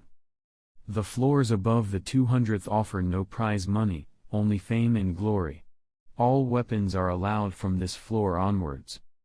A fighter has 90 days to prepare for any fight, though it's possible to fight every day if one wants.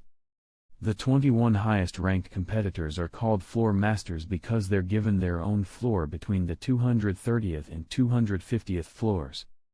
Losing 4 matches results in disqualification, while winning 10 matches results in being awarded the right to challenge a floor master. The 251st floor of Heaven's Arena holds a biennial tournament called the Battle Olympia, and the victor is allowed to live on the 251st floor in an exclusive penthouse. She explained everything needed to be explained to a newcomer almost in a mechanical manner with an unchanging expression, seemingly emotionless. I nodded, then went ahead and registered, then set out to the private room I've been assigned to after I closed my aura nodes. I'm just more comfortable being in Zetsu, though I couldn't use it on the lower floors since I'll be almost undetectable.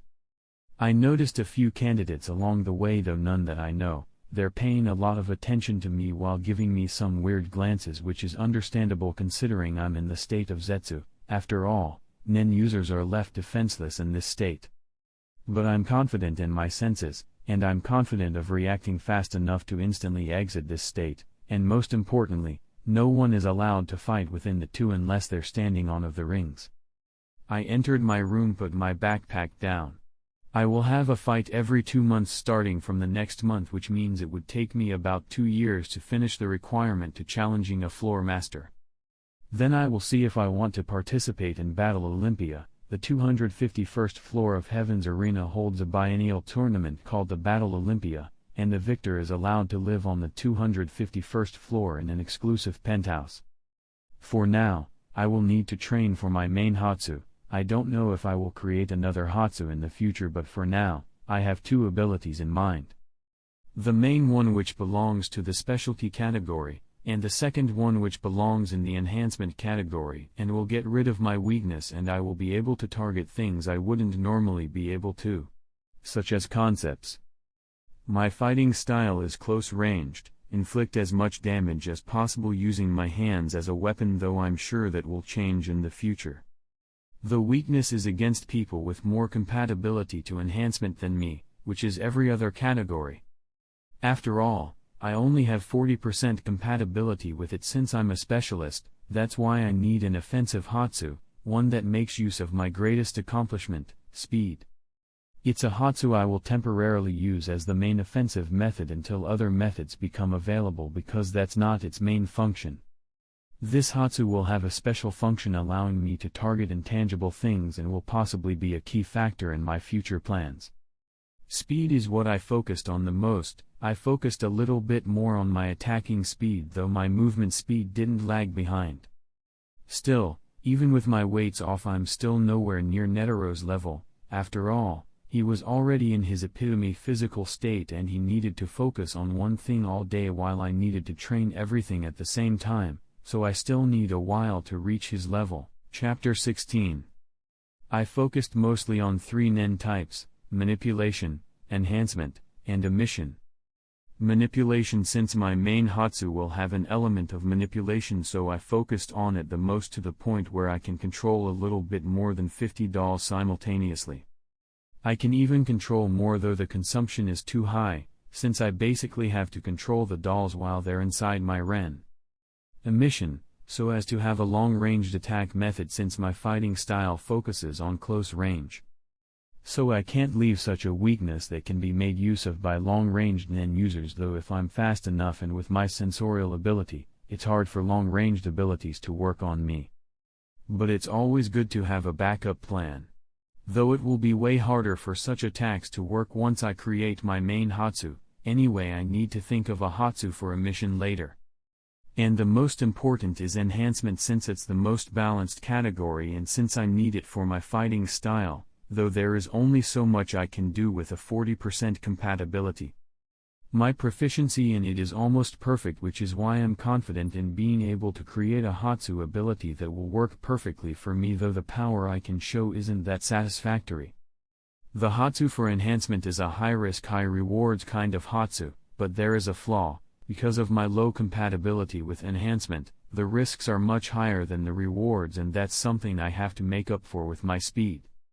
But that won't be for long. The stronger I become, the more I can ignore those risks until they become irrelevant.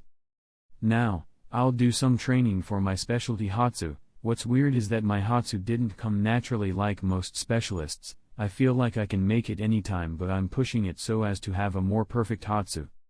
I know that even if my Hatsu came naturally, it'll still have something to do with control, but making my Hatsu myself will allow me to make it more suited for me and be more polished. Anyway, I brought a big cup of water and put a leaf on it. I put my hands around it and then Ren. I instantly used Ren on it as my light purple enveloped the cup. The same usual feeling hit me, feeling like everything in the cup is under my control. I focused and slowly the water started to rise from with cup with the leaf rising with it. It only stopped after they got on the same level as my eyes. Then the shape of the water started to change into a sphere-like shape with the leaf stabilizing in the center. Slowly the water started to move in random directions with accelerating speed while keeping the sphere-like shape, spinning chaotically as the leaf started rotating on itself.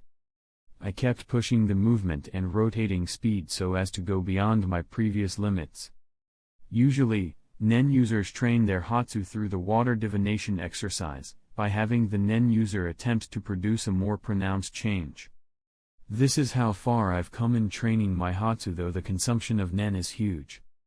Now, I'm trying to push the speed by making the sphere rotate on itself as fast as I can, though the more pronounced the change I make, the more draining it is of my Nen. And like that, a night of training passed as I slept my scheduled 2 hours of sleep after taking my daily dose of poison. The morning sun shone upon the city as I walked out of Heaven's Arena with my backpack on my back. I'll stay here for a little bit more than 2 years, so finding a house is necessary. Though the private rooms in the tower are okay, I'd prefer something better, somewhere away from the senses of Nen users. Even if it's unlikely they'll get any information during my training, it's always better to be safe than sorry. I spent about an hour until I found a high-class place in a quiet area. I paid the rent ahead for 3 years, then put my backpack in the house. I then took my account card and went out to buy some necessities such as a new bed to replace the one that was already there, and got a new bed sheet with it. Cleanliness is very important to me, so I made sure to replace everything that's used. I also brought a table and a comfortable chair and a coffee maker and had them all delivered to the house. I don't like to cook myself, so I'll have my food delivered, though I love making coffee myself. I finished the day by buying more clothes to change too. I then went back to my house and organized everything, then changed from my weighted clothes to new normal ones. My speed is way faster without them, and the chance of the Hatsu I want to create being applicable in battle with the weights is too small, for now. If my opponents are on the same level as those Killua and Gon went against, then I won't need to use it as I can easily win. But how can I turn down such easy test subjects, I thought to myself with a smile on my face. Chapter 17. 2.5 months later. The plan was to have my first fight by the end of the first month, but it turned out my enhancement Hatsu is more problematic than I thought it'd be. This is why creating a Hatsu that's far from the primary category is not recommended, especially the opposite category, since I only have a 40% compatibility with it. 8. I plan to make up for this weakness with my speed, which should be enough for weak opponents, but if I faced an opponent stronger than me, it won't matter as long as I'm prepared enough. I needed to increase my speed to make it usable against such opponents, of course with my assassination techniques and plentiful fighting experience, since I practically had a spar with my father almost every day except when he is working. With all of this, I shouldn't have a problem with opponents of my level in Nen, or a little bit stronger or even much stronger opponents. This Hatsu can ignore all defense after all. But the cautious person I need to have a backup plan, and that's why across the past 2.5 months, I focused on my speed a lot, especially my attacking speed using Netero's training routine. Next is testing my Hatsu on a test subject, which is why I filled the form as to have my first match. The fight date has been settled. The fighting room of the 227th floor, today. This is why I'm walking through the hallway leading to the fighting room after taking the elevator. The first thing I noticed is that the room is much bigger than those on the lower floors, and there are no empty seats, and it's too noisy. I hate loud sounds. I entered through the contestants' gate after handing the clerk the ticket I got after filling the form. I stood on the ring. Facing me is a tall skinny man with long yellow hair. He has a grin on his face as he looked down on me. "Oh, you're the kid from 2.5 months ago, the kid that was walking around in Zetsu. Everyone was talking about you and how easy of a win it's gonna be against you, but you disappeared the next day. Ha ha ha ha ha ha ha, lucky me. You're still a kid and too inexperienced, but don't worry, I will teach you everything you need to know. You won't go unscratched, but you'll live. Ha ha ha ha." After he ended his talk, he licked his lips, then let out what could be considered a creepy laugh. I just smiled at him while waiting for the commentators to announce the start of the match. I made sure to focus on his facial movement while he was talking, and I came to the following conclusion. According to Hisoka's personality test, he is unlikely to be a conjurer or a transmitter. He might be showing a facade, but the chance of me not noticing that is small. He is most likely an emitter or an enhancer. I'm more inclined to think he is an emitter. I don't fully trust Hisoka's personality, but I'll use it for now until I gain more experience in determining a person's nen type. Another thing I noticed is his aura. It's relatively weak, above Gon's opponents in canon, but still weak to the point that I can end the fight in a maximum of 30 seconds, but that makes him a perfect test subject for my Hatsu. Today is the day of the fight that seems fascinating. First, Miyata Nobu 5 victories and 2 defeats in 7 meetings, also called the Golden Bullet. Facing him is the Anomaly, at 8 years old managed to reach this level in 2 weeks, and now he faces his first opponent above the 200th, Yasuo the Anomaly. I waited until the commentators announced the start, but the Anomaly, I guess it makes sense. The Golden Bullet is his title, I guess that confirms it. I obviously could have gotten that information by just a little bit of research. After all, he fights in Heaven's arena, so information about him is public to every nen user, but I want to grow my ability to judge nen users, so begin. I instantly entered Ken as a shroud of aura enveloped me, providing a greater defense than 10, though I'm confident I can avoid his attacks. Once he noticed my aura, his eyes widened, and just as I predicted, he retreated as to create a greater distance between us, and I let him do it. The only opponents I fought across the past 8 years are Hasem and my father, and while I gained a lot of experience from that, I want to learn more as I fight different opponents and observing their fighting, so for now let's observe. Of course, he won't let his guard down even with my age, especially after noticing my aura, which is much stronger than his, and I'm not even going all out. I just observed every detail as he kept increasing the distance. He then pointed his hands at me with a gun position and shouted. Letting me increase the distance between us was a mistake, kid, die. And then from the tip of each index finger, a yellow nen sphere started to form, and then he fired it. I concentrated a lot, even though I'm sure I can tank it with the combination of my physical power and Ken. What I want is to avoid it. To be more proficient at predicting the opponent's actions, and just like that, once the shoot was fired, I instantly determined their direction as I barely avoided the 2 shoots. A shot was directed at my head while the other was directed at my heart, so I just moved to the left, though I barely avoided it, which lead me to believe that he sacrificed power for speed. But it's still quite powerful, though useless on me. I came to the conclusion that he set a condition that's limiting him. A smile crept out to my face, a smile of enjoyment, as I thought to myself, I'm enjoying this way too much, reading the opponent like a book, deducing his ability from the information I observe, observing different abilities. Nen is so much fun. Yasuo Zoldyck, Chapter 18. I focused and I paid attention to every movement of his. I noticed his eyes widening as sweat came down his face. I guess no one was able to avoid his attack so far, so that hit him hard, since his Hatsu is quite effective against opponents of his level or lower. His natural counter is enhancers and defensive Hatsu, which should explain his 2 defeats. Though his attacks are useless against people like me with a higher aura pool and high proficiency in enhancement. He started charging his Hatsu again, though there is no way to increase the distance more as he reached the far edge of the ring. Then he fired, though this time I had an easier time as I noticed something. It takes him 1 second from the start of charging to firing, but I noticed an irregularity. I just need a confirmation. I started walking towards him as he started charging another shoot, though this time once 0.8 seconds passed since starting his Hatsu, I moved to the right before he fired the shot. What was interesting is that even though he saw me move, he still fired the shoot at my previous position, even though he had the chance to change his aim a little in the span of 0.2 seconds.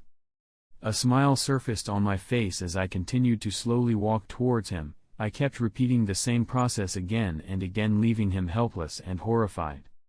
Once 0.8 seconds pass, I change my location from the place he is aiming to, and he doesn't change his aiming direction, or more like he can't. His Hatsu's condition is something like this: once 0.8 seconds passed since the start of charging, then I can't change my aim anymore until I fire. That's not that much of a limitation, since Nen users who can react in 0.2 seconds and evade before the shoot reaches them are quite rare, especially since I'm not using weights today. Miyata Nobu, Golden Bullet. I thought it would be an easy game. After all, how strong can a kid really be? Especially since I got the word of him walking around with Zetsu, which basically left him defenseless. So I naturally assumed he is inexperienced, yet I can feel the sweat coming down my spine. His aura is much stronger than mine, that's why I had to retreat, even though I planned to finish him without using my Hatsu. However, even when I used my Hatsu, he managed to actually avoid it repeatedly.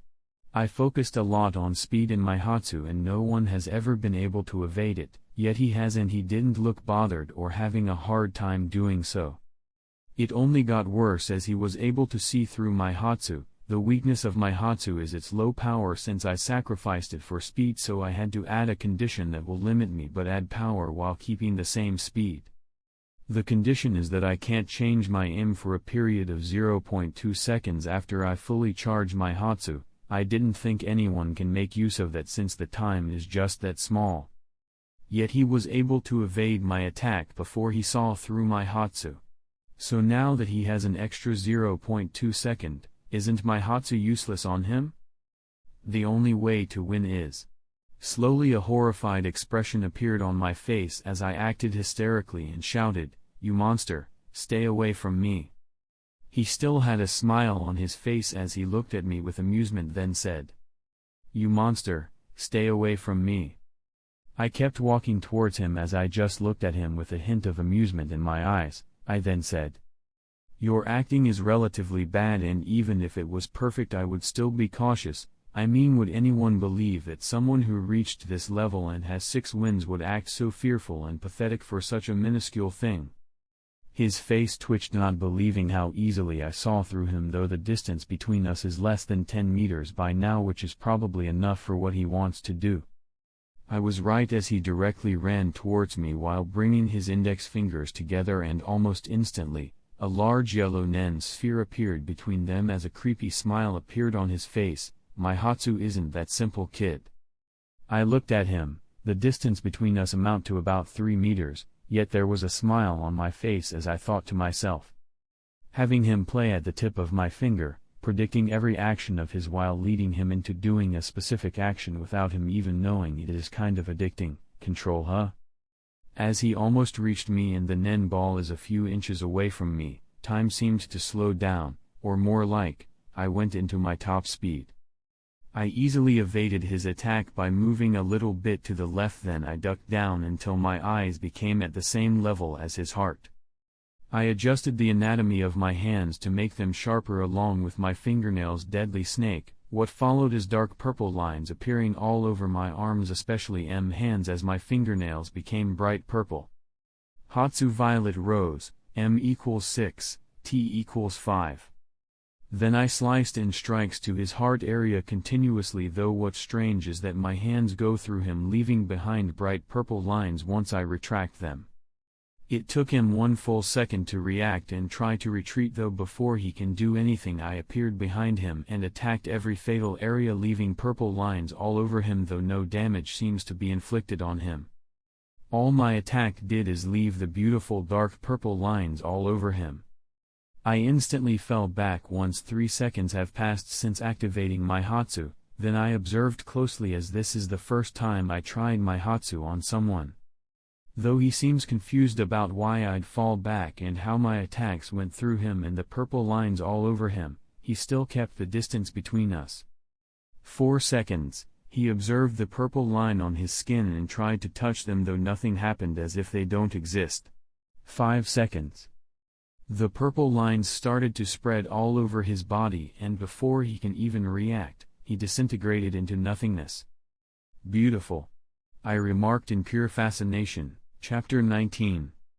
5 seconds. Then the purple lines started to spread all over his body, and before he can even react, he disintegrated into nothingness. Beautiful, I remarked in pure fascination. My first time seeing my ability in action, and beautiful is the perfect word for describing it. The beautiful purple line glowing as they spread, bringing with them a pure atmosphere of stillness. The lines are able to make even the vilest and the most disgusting of scenes look stunning and exquisite. A smile crept out onto my face as I turned around and left, leaving the room in silence, as no voice could be heard, not from the commentators nor the speechless audience. I left the 991-meter tower as I headed to my house, had lunch, and sat down to think back about the fight. The first thing I should note down is that even though I didn't wear the weighted clothes, which means I was at my top speed, I still needed 0.5 seconds to fulfill the condition of my ability, which is much better than what I predicted.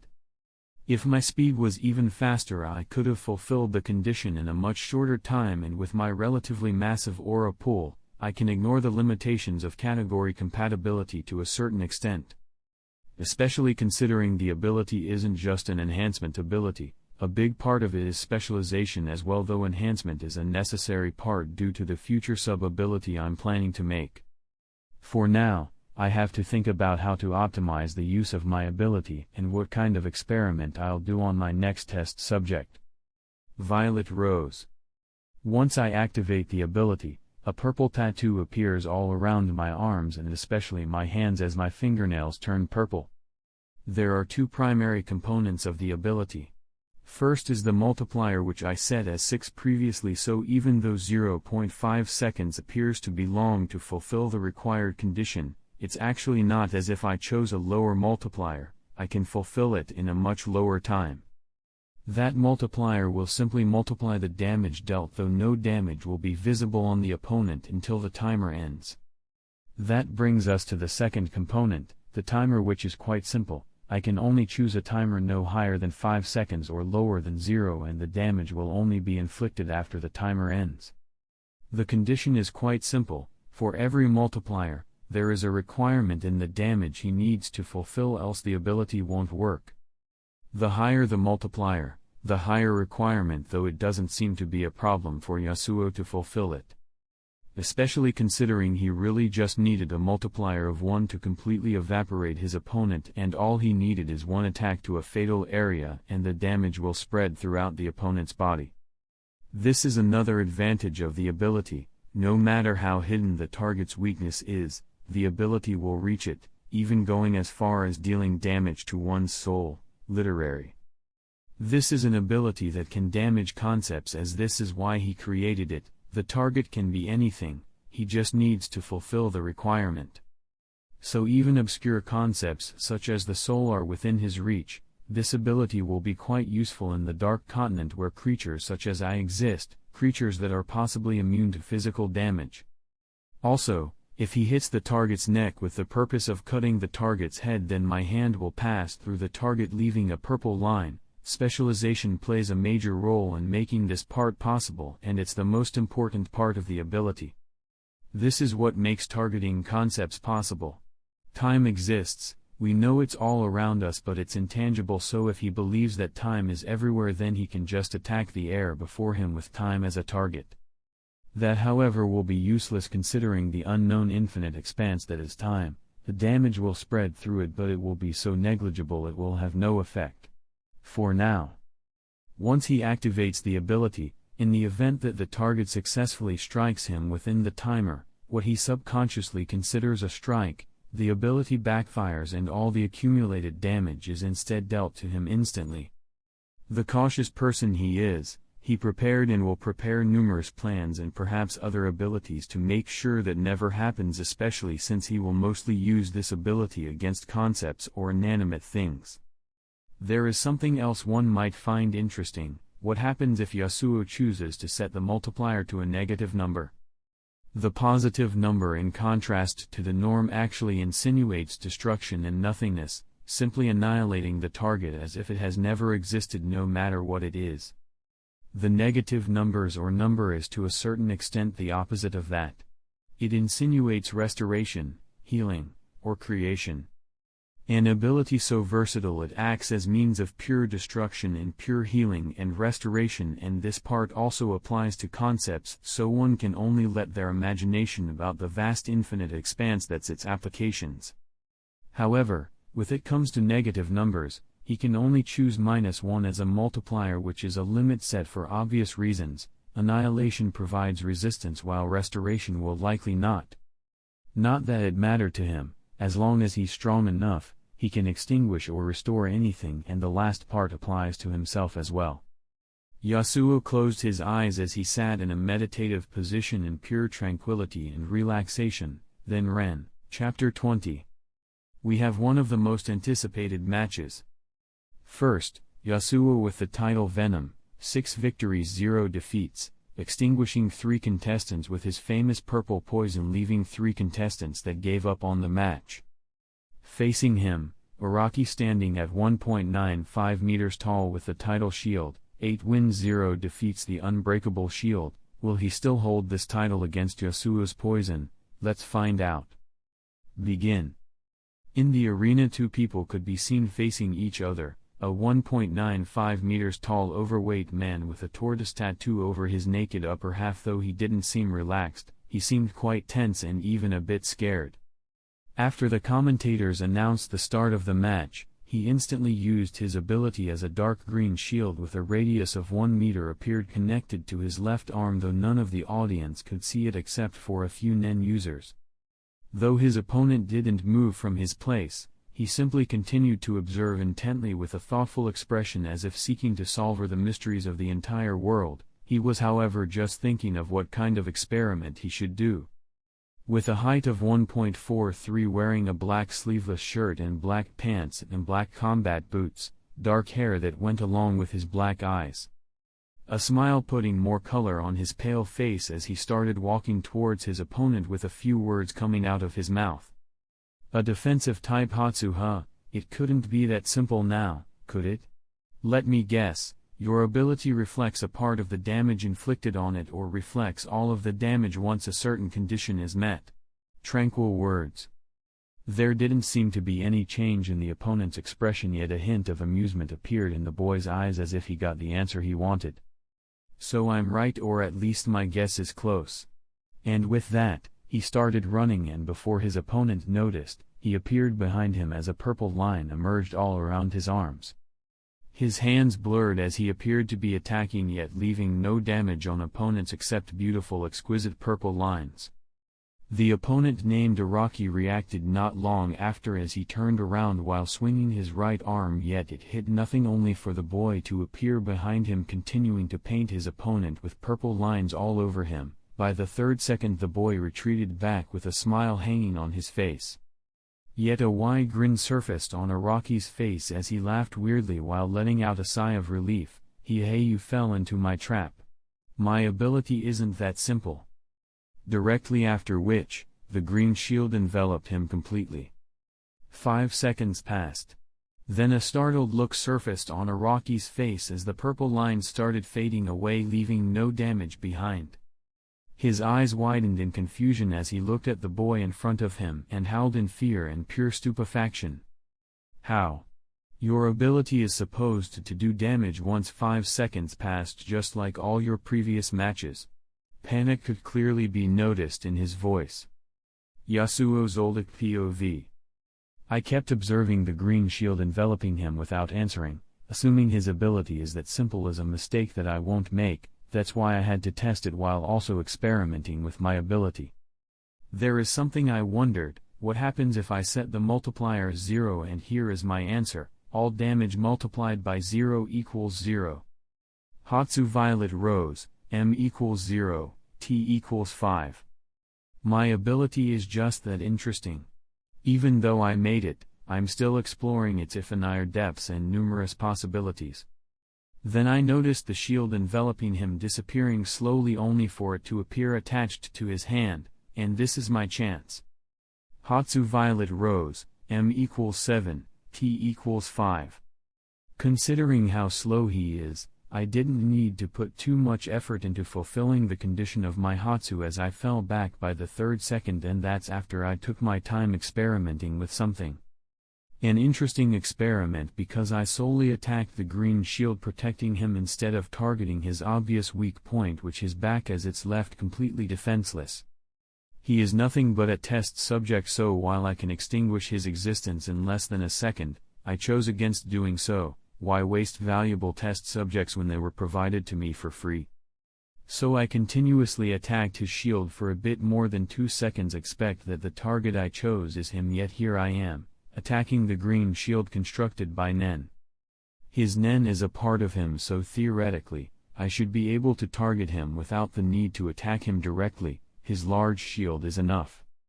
From what I saw so far, his shield reflects part of the damage only if the opponent hits the shield, except when the shield envelops him, which according to his reaction should reflect all the damage. But a skill like that needs to have a limitation to work, which in his case should be a cooldown. Now, even though I'm attacking his shield, the damage won't be reflected onto me, since in reality, I'm not actually attacking his shield. After all, I did set the target as the person, not the aura.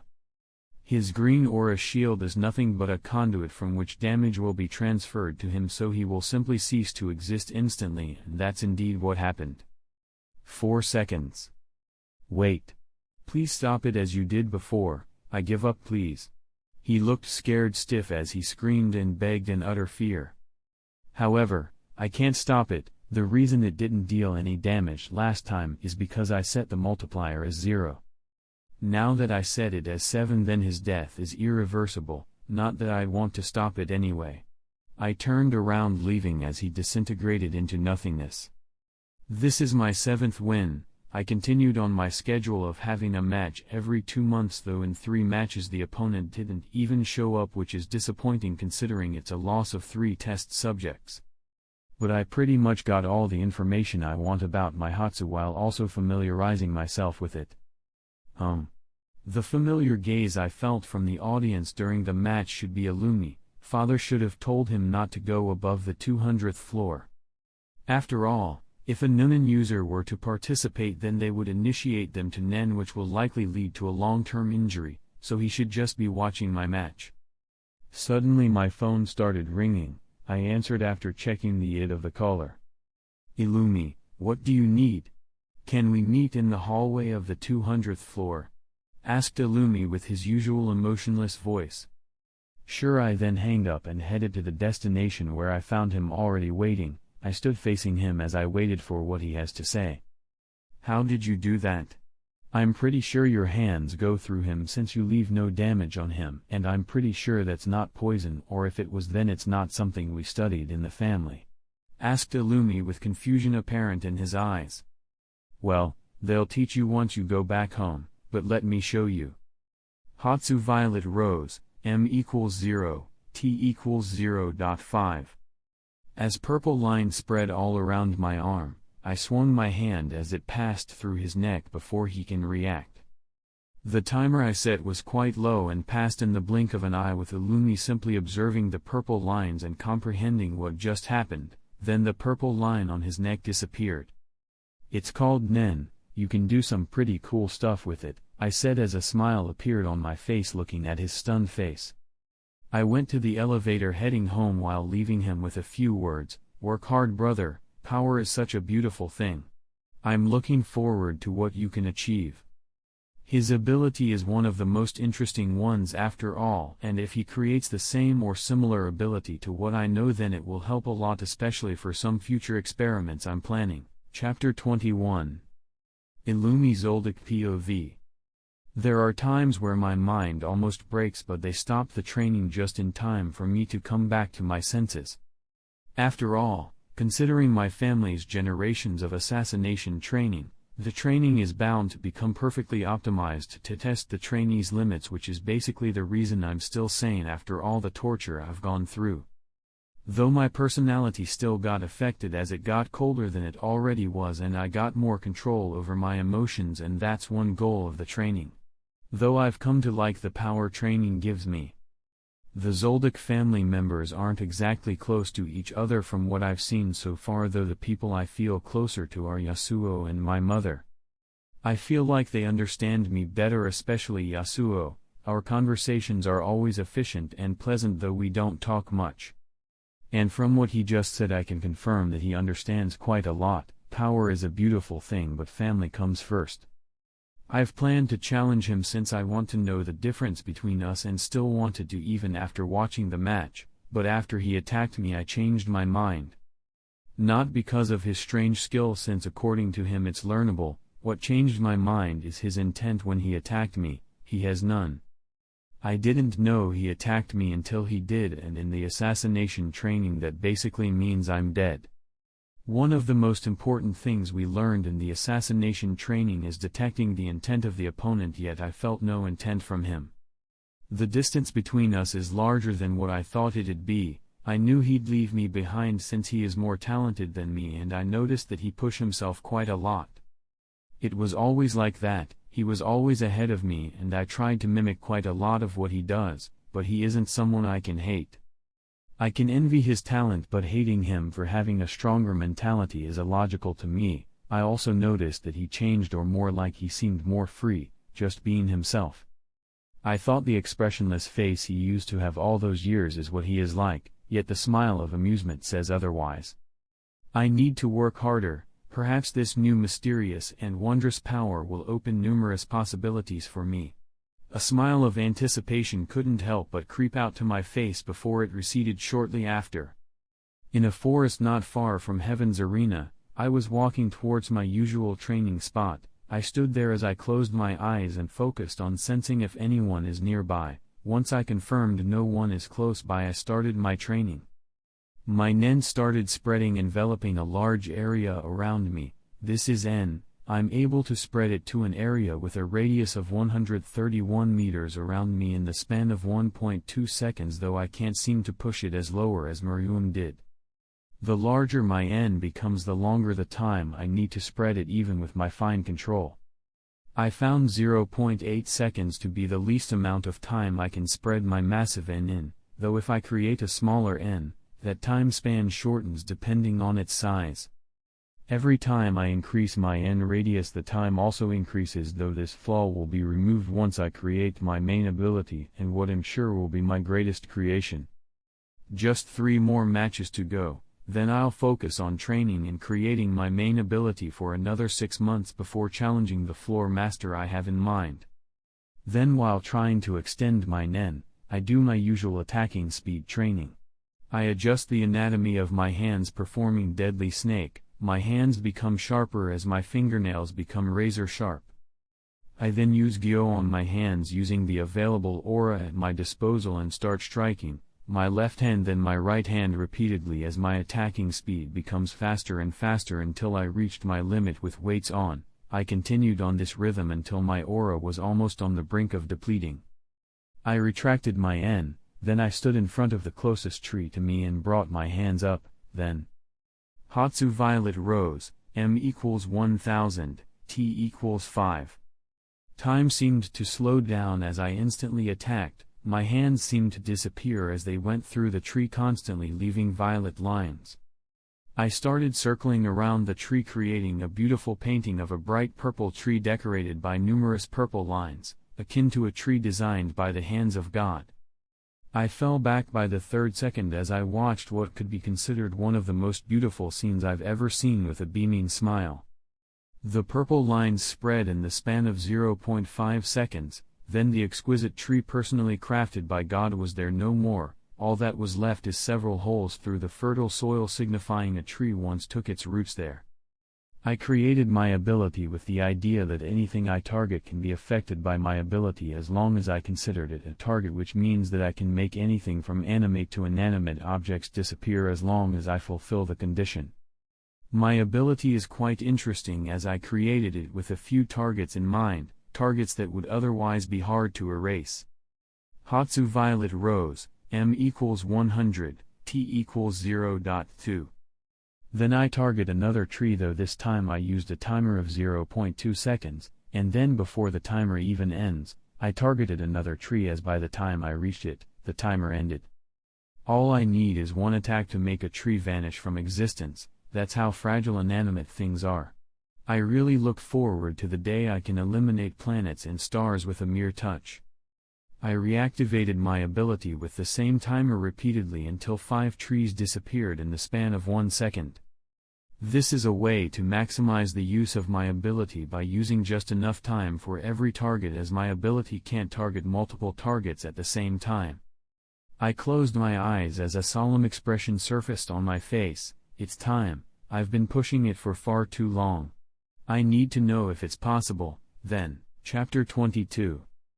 I headed back to my house, had a cup of coffee, and relaxed as I emptied my mind and sat down in a meditative position. This is a necessary step to perfect my enhancement ability as well as increasing my normal output, but most importantly, it will play a major role in my main ability as I plan to create a sub-ability for which will be necessary. My low compatibility and enhancement is quite limiting as it's the most balanced category. It plays a role in every other category if used well, and it will only be beneficial for abilities I might have in the future. Perfect compatibility and enhancement will not only increase my output, but it will also increase my durability and speed, and most importantly, it will increase my input. As for what input means, well, it will become clear once I create my specialization ability. So that brings me to the solution, a sacrifice similar to what Kurapika pays when using Emperor Time. When Kurapika's eyes shift into scarlet, he changes from a conjurer to a specialist. This ability allows him to utilize all the types of Nen with 100% efficiency. Kurapika explains this using the terms level, force, and accuracy. His levels in the various Nen categories remain the same during Emperor Time, but his force and accuracy for every category are raised to 100%. Thus, if Kurapika's level in conjuration was 10, his level in emission, the polar opposite aura type, would remain 4 at the most, but his force and accuracy in any emission ability would increase from 40% to 100%, making him evenly matched against a level 4 emitter. However, the price to pay is considerable, as every second spent in this mode shortens Kurapika's lifespan by 1 hour. I want to have 100% compatibility and enhancement. That's an increase of 60%, so I obviously won't have to make a sacrifice of that caliber, but my understanding of Nen isn't that high, so I'm not sure how sacrifices work exactly. From what I've seen, the person needs 3 things: determination, willpower, and emotions. I'm not sure if there is any other requirement, but for now, I'll only consider the previous ones. I have the willpower. I'm not sure if I have the determination, since I'm not willing to sacrifice something like my lifespan, but what I'm willing to sacrifice should logically be enough. As for emotions, then isn't desire an emotion? I simply desire to have 100% compatibility and enhancement. The question is if my desire is intense enough to allow such a thing. I closed my eyes as darkness surrounded me. My willpower is something I proved across the years in this world. I'm willing to sacrifice ever being able to create an ability that has to do with transmutation and emission. I desire to have 100% compatibility and enhancement. I waited and waited for hours while repeating the same vow in my mind, and as time passed, an air of chillness continued to envelop the house. A suffocating pressure descended upon my surroundings, the source being was none other than me, as what could be described as a dark purple aura surrounded me. There was no change in my expression and I felt relatively calm. It's just my killing intent leaking away, a killing intent that I've taken control of years ago, since it can be a weakness if the target sense it. My killing intent is my representation of anger. The training I've gone through for the past years allowed me to have complete control over my anger. In fact, I find it hard to feel any anger anymore, but when something doesn't go my way, then my killing intent starts leaking away, which is better than anger since I can think clearly, which explains my current situation. I felt nothing, no change. I'm sure I'll naturally know if my purpose is achieved, and I naturally knew my goal failed. Failure was always an option and I took it into consideration. There was a high chance it's not going to work, but considering failure and facing it are two vastly different things. I retracted my killing intent, then stood up and went out of the house. I noticed people avoiding me as the chilliness never left me. I paid it no heed as I had something to eat, then went back to the forest. I stood there with an expressionless face. I closed my eyes, then I used Gyo on my right hand as 100% of my aura concentrated on the fist I'm making. A dark purple aura enveloped my right hand, then my arm flashed as a rumbling sound echoed, accompanied by a few debris flying in several directions. It wasn't long before the same sound was heard again as I used Ko on my left hand. The cycle continued for minutes as I continued changing from hand to hand. My speed continued to increase, creating a continuous rumbling sound, forming a small yet deep crater. Sigh, it's good to let off some steam from time to time. I opened my eyes, though my cold expression didn't change. I need to do some more thinking. My obsession with things going my way could have potentially been dangerous if I didn't get born into such a family, if I didn't learn to control my emotions. I picked up a small stone near me. Purple lines surfaced all around my arms as I slashed across it, leaving a purple line. I then threw it up into the sky as it shined purple in the dark of the night, though it didn't take long for the beautiful purple light to disappearing with the stone vanishing with it.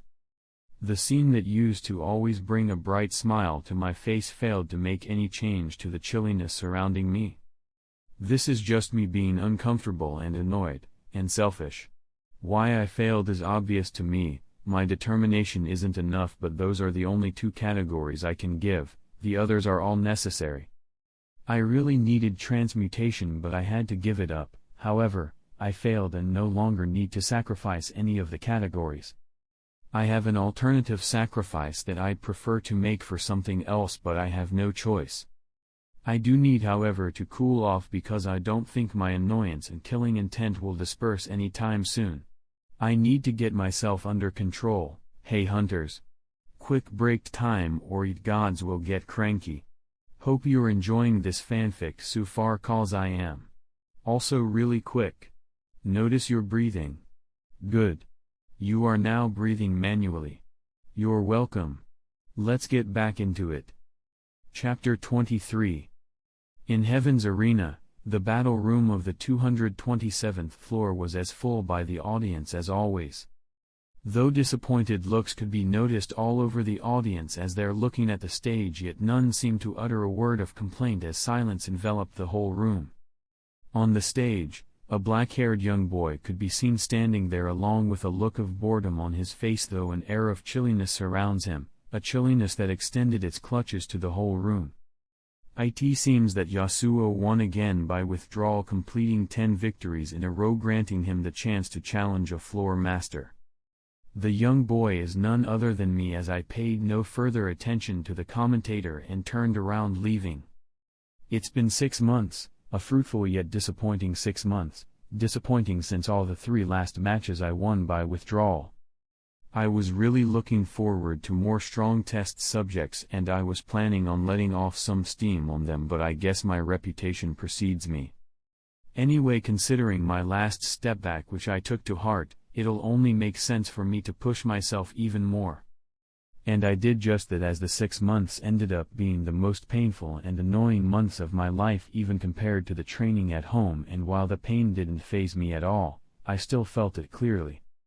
In fact, I felt it clearer than ever, which is the effect of my extreme concentration for the past 6 months.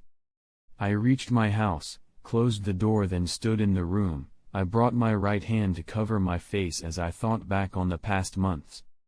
I asked my father to send me new weighted clothing reaching about 10 tons and pushed my speed much higher than it was, at the cost of several continuous sleepless nights, at the cost of rarely ever sleeping for the past months, and that put a heavy burden on my mind. Even worse, I felt like food, which is something I love and enjoy, I felt like it became a waste of time, and since I asked my father to send me more lethal doses of poison, I was in constant pain, as whenever I get used to it, I increase the lethality. I spent most of the day in the forest pushing my end further and doing the usual netero exercise in my style. As I make my hands sharper, I used ko on one of them, then strike in front of me. I then use ko on the other hand and do the same until I fully expend my aura pool. Then I enter zetsu and continue until I regenerate my aura, then use ko again. These cycles usually continued for days until I come to the brink of passing out. This is the only signal that makes me go back home and sleep, only to wake up in a few hours and repeat the same process. I was quite uncomfortable and annoyed. Yet one thing that didn't change across the past months, my expressionless face, though with a hint of annoyance apparent within.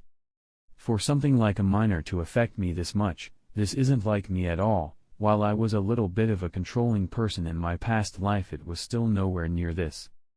I guess getting reborn in another had some effect on me. I felt like if I failed at anything, then I'll be giving up the chance of living in such a beautiful and fascinating world.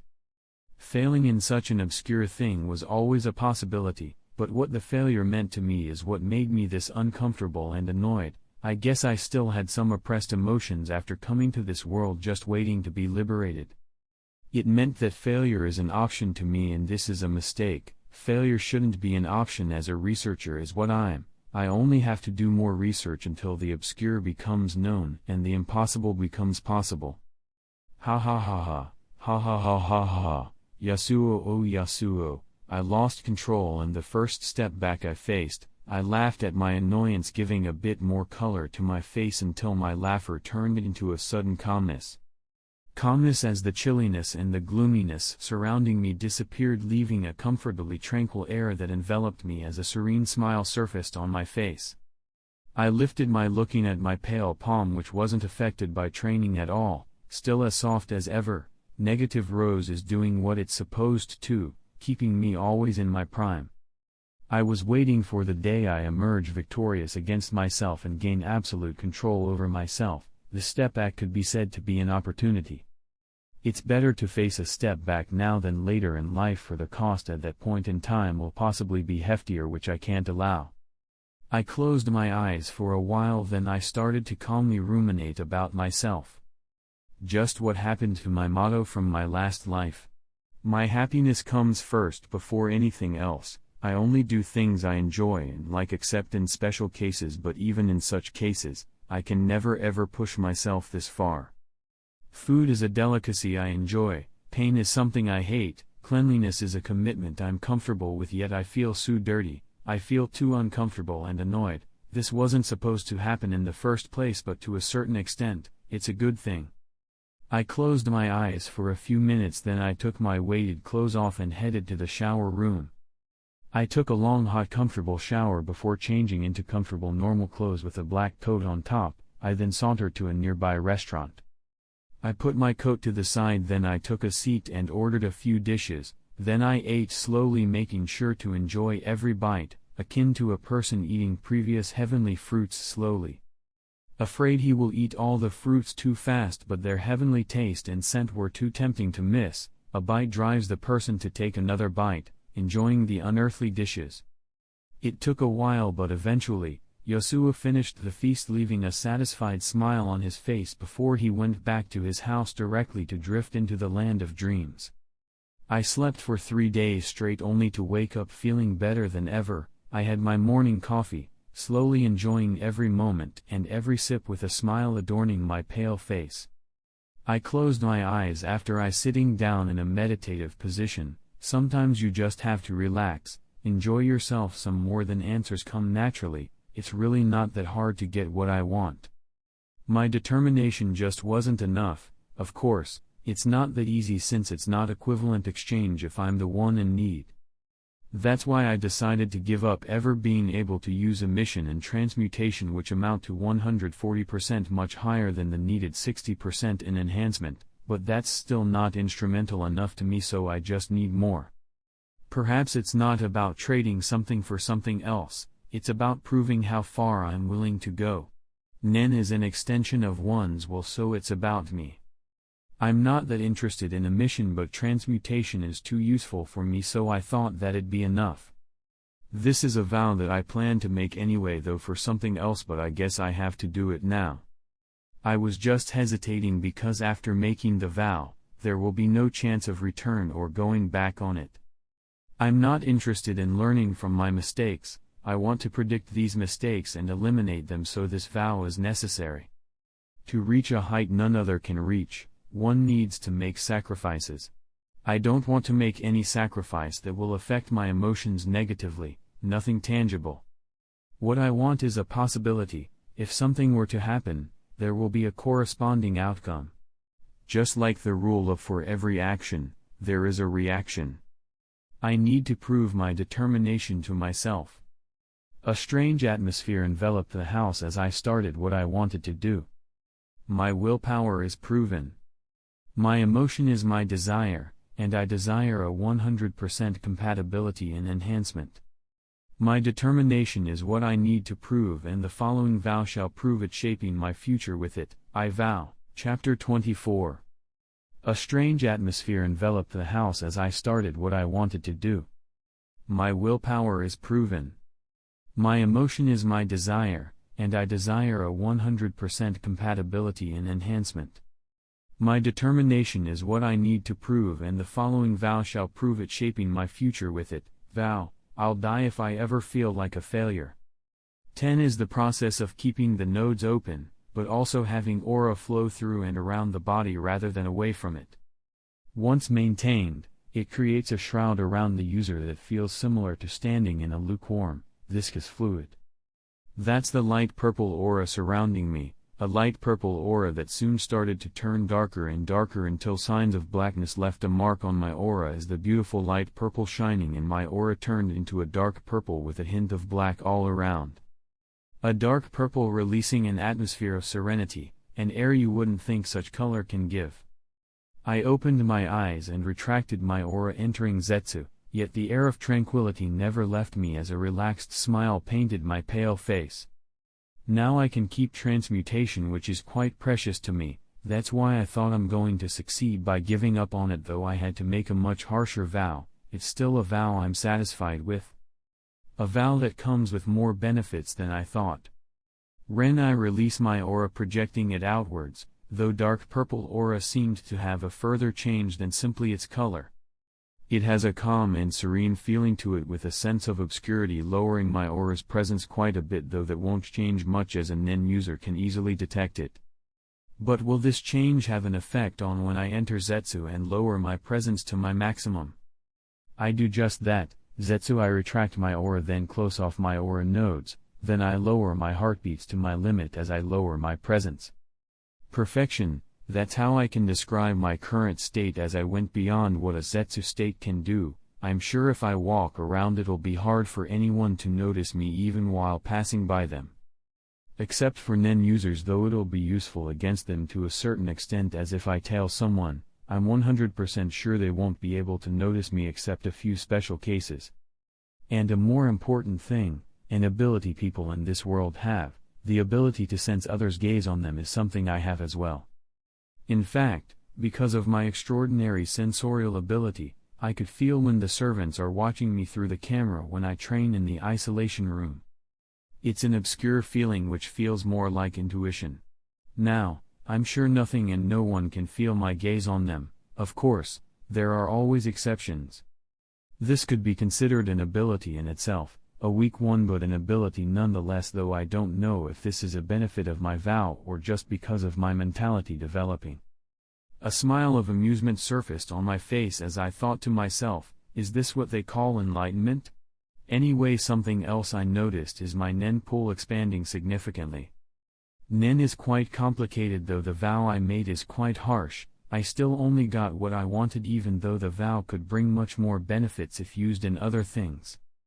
As for the other small changes, I'm more inclined to think they're a result of my willpower getting stronger. But this is better. This is a vow I needed to make. I want to live a life of a winner, eliminating anything that I don't like. And the vow says if I felt like a failure, which is completely different than just failing in anything, since that'll be way harsher. People sometimes suicide when they feel like a failure. It's a depressing feeling no one wants to have. It's okay to fail in something. We humans fail in this all the time, but we learn from our mistakes and improve never to make the same mistake again. We don't feel that bad about failing because it's normal. We are an imperfect species, and Yasuo has yet to break his limits and become perfect, if that's even possible, so he knows he will make mistakes. He prefers not to and will work extremely hard and be just as cautious as not to fail, but he won't really feel bad if he failed in something, nor will the vow activate and harvest his life. This is why he was okay with making such a vow, because feeling like a failure and failing are completely dissimilar things. The things that can make someone like him feel like a failure are few and far between and can be counted on fingers of one hand. Those are things he will strive and work hard as to not allow to happen, because he will prefer to be dead than to experience them. This is why he worked so hard for the past years and persevered against the pain and agony. Perhaps in the future, his mind will grow and give birth to an untouchable and unbeatable will, making the vow void, because what can make him like a failure will cease to exist or matter in his mind. That's also why he wanted to set the bar to what can make him feel negative emotions higher. As to make something that can make him feel like a failure extremely rare, and in the future, his mind will simply be immune to such a feeling. Anyway, it's time to celebrate and start preparing for my conjuration ability, as I always thought of it as one of the most broken categories if used right. I put a black coat on after using 10 so as not to go unnoticed, then went to a luxurious shop close by. A jewelry shop, one of the best in the eastern part of the continent. Once I entered, an employee immediately received me. "Hello sir, how can I help you?" the employee asked with a professional smile adorning her face. Well, as expected, no strange reaction to seeing a kid as young as me enter the shop as if it's everyday occurrence. To the earrings section.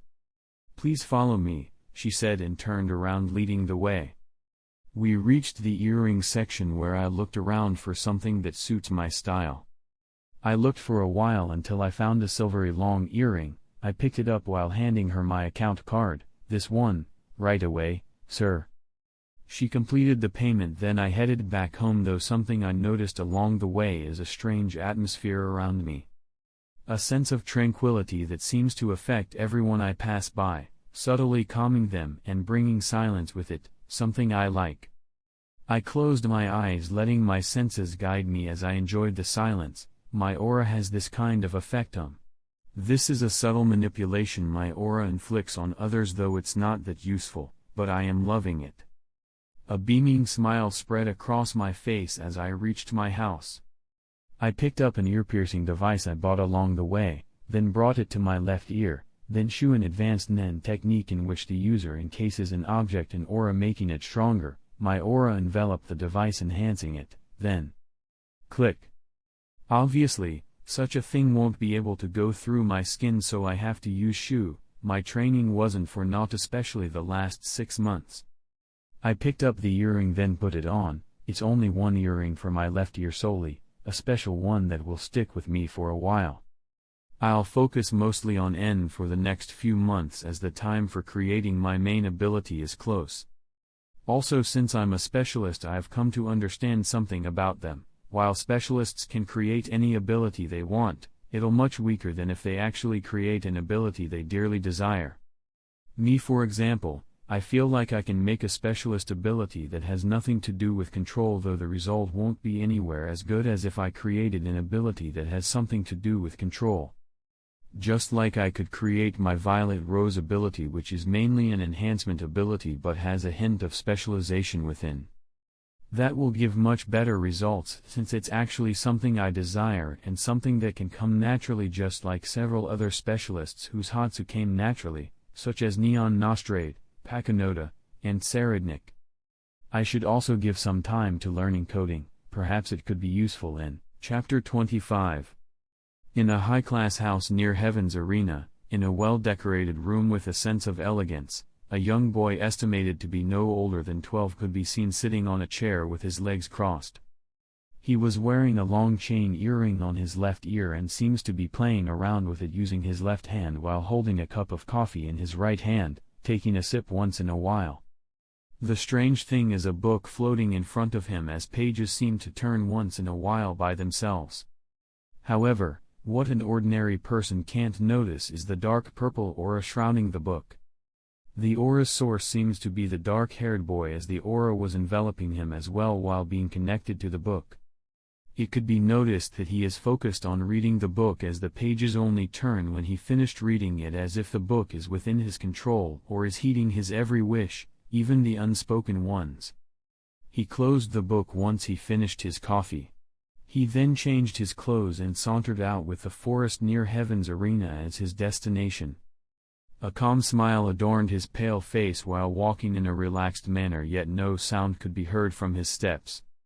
He reached a strange area in the forest, strange as in a big hole with a vast area with no trees around to be seen. He passed the area until he reached an area with plenty of trees around. He stood there and he closed his eyes, hiding the dark abyss within.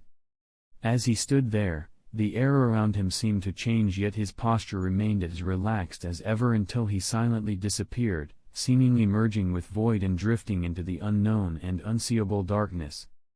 However, he appeared near instantaneously after that, as if space was no obstacle to him. This has nothing to do with space, it's just pure insane speed only possible by the long days and nights of pure agony and pain, his perseverance. His hands seemed to transform, becoming sharper as his fingernails turned into razor-sharp claws. As the distance between the tree and the tip of his fingernails became less than an inch long, dark purple lines with a hint of darkness surfaced all around his arms as his hand passed through the tree, leaving a purple line behind it. The purple lines around his arms disappeared as fast as they appeared, only for the tree to vanish from existence with them. The disappearance of the tree seems to be a signal, as he disappeared only to appear in front of another one with his left hand striking towards it, as the same scene seemed to repeat itself. A scene that kept repeating several times until he appeared close to a massive half-sphere-shaped stone, though it took a fraction of a second from appearing to his next action. He simply jumped, seeking to reach the other side hidden by the stone, though with minimal distance between him and the massive stone, a perfectly measured jump. He looked like a bird flying in the sky as reached the top of the stone with just enough distance between them for his hands to reach it. They shined purple, disappearing, only leaving dark purple marks that shaped a long line across the stone before he landed gracefully. He closed his eyes with a beaming smile adorning his face that looked a bit mature for someone his age. The dark lines around his arms disappeared, with the enormous stone behind him vanishing as well. He slowly opened his eyes as a large amount of purple aura concentrated on his legs, then he disappeared only to appear 50 meters above the ground as he turned over facing the ground in a horizontal position. He began falling as he started curling the tips of his fingers into his palm, then wrapping his thumb around the first knuckle of his ring finger. He seems to be ready to deliver a heaven-devastating punch as a large amount of aura flowed all over his right hand until the dark purple color got overwhelmed by the darkness. Though a small amount of aura still surrounded his body, giving it a small amount of protection. He pointed his left hand to the sky as aura flowed all around it, creating an explosion towards the skies, making his falling speed faster, just the push he needed. The aura around his right hand seemed to have condensed to such degree that it became incorporated dark with a hint of purple around it, as an intense atmosphere surrounded the place, signifying what's to come. As the ground became within his reach, his hand instantly moved, with the dark sphere surrounding his right hand made contact with the ground before him. A faint thundering sound echoed across the forest, birds flocked out of the trees from their nests and escaped to the opposite direction. The deafening sound scared the soul out of every creature in the forest. They heard that same sound many times in the past, but they will never get used to it. The dark-haired boy could be seen standing in front of a crater with a diameter of about 1 meter. A diameter quite small considering the amount of aura he concentrated on his fist, though it will make perfect sense once you look at the depth of the crater. A hollow hole that started with a diameter of 1 meter only to continue shrinking until it reached a depth of more than 15 meters, forming a cone-shaped hollow. And like that, 6 seconds since he reached this specific place passed only for him to create another strange place among the many around the forest. Not bad, I got it to the required shape. I looked at the perfectly shaped hole my attack formed with a tranquil smile on my face. I focused a lot on enhancement since I made the vow and got what I desired, and I found out that there is no specific limit to what you can do with each category, as enhancement turned out to be more complicated than what was shown. If Nen to a certain extent gets affected by the user's willpower and emotions, then if I will it enough and with enough experience, I could potentially perform a specific desired action with the use of any ability. The previous attack is similar to Yuvagan's Big Bang Impact, though it's not an ability. I simply condensed a large amount of aura around my hand with the purpose of performing a certain feat in mind. Of course, I needed quite a bit of training to get my Nen to do what it can do right now, since my fighting style focuses on being fatal, and something as simple as Big Bang Impact with a large area of damage is not suited for me. I closed my eyes as a bright smile surfaced on my face. It's fascinating how much I can take Nen with willpower alone, which makes me wonder how Jing mimics other users' abilities. Is it really something he is born with? Or... Anyway, I should go and issue the challenge for the Floor Master title. According to what I know, it takes about a month from issuing a challenge to the match's scheduled date. That means I have more than enough time to finish the ability of my desire. The time for creating my specialization ability has come.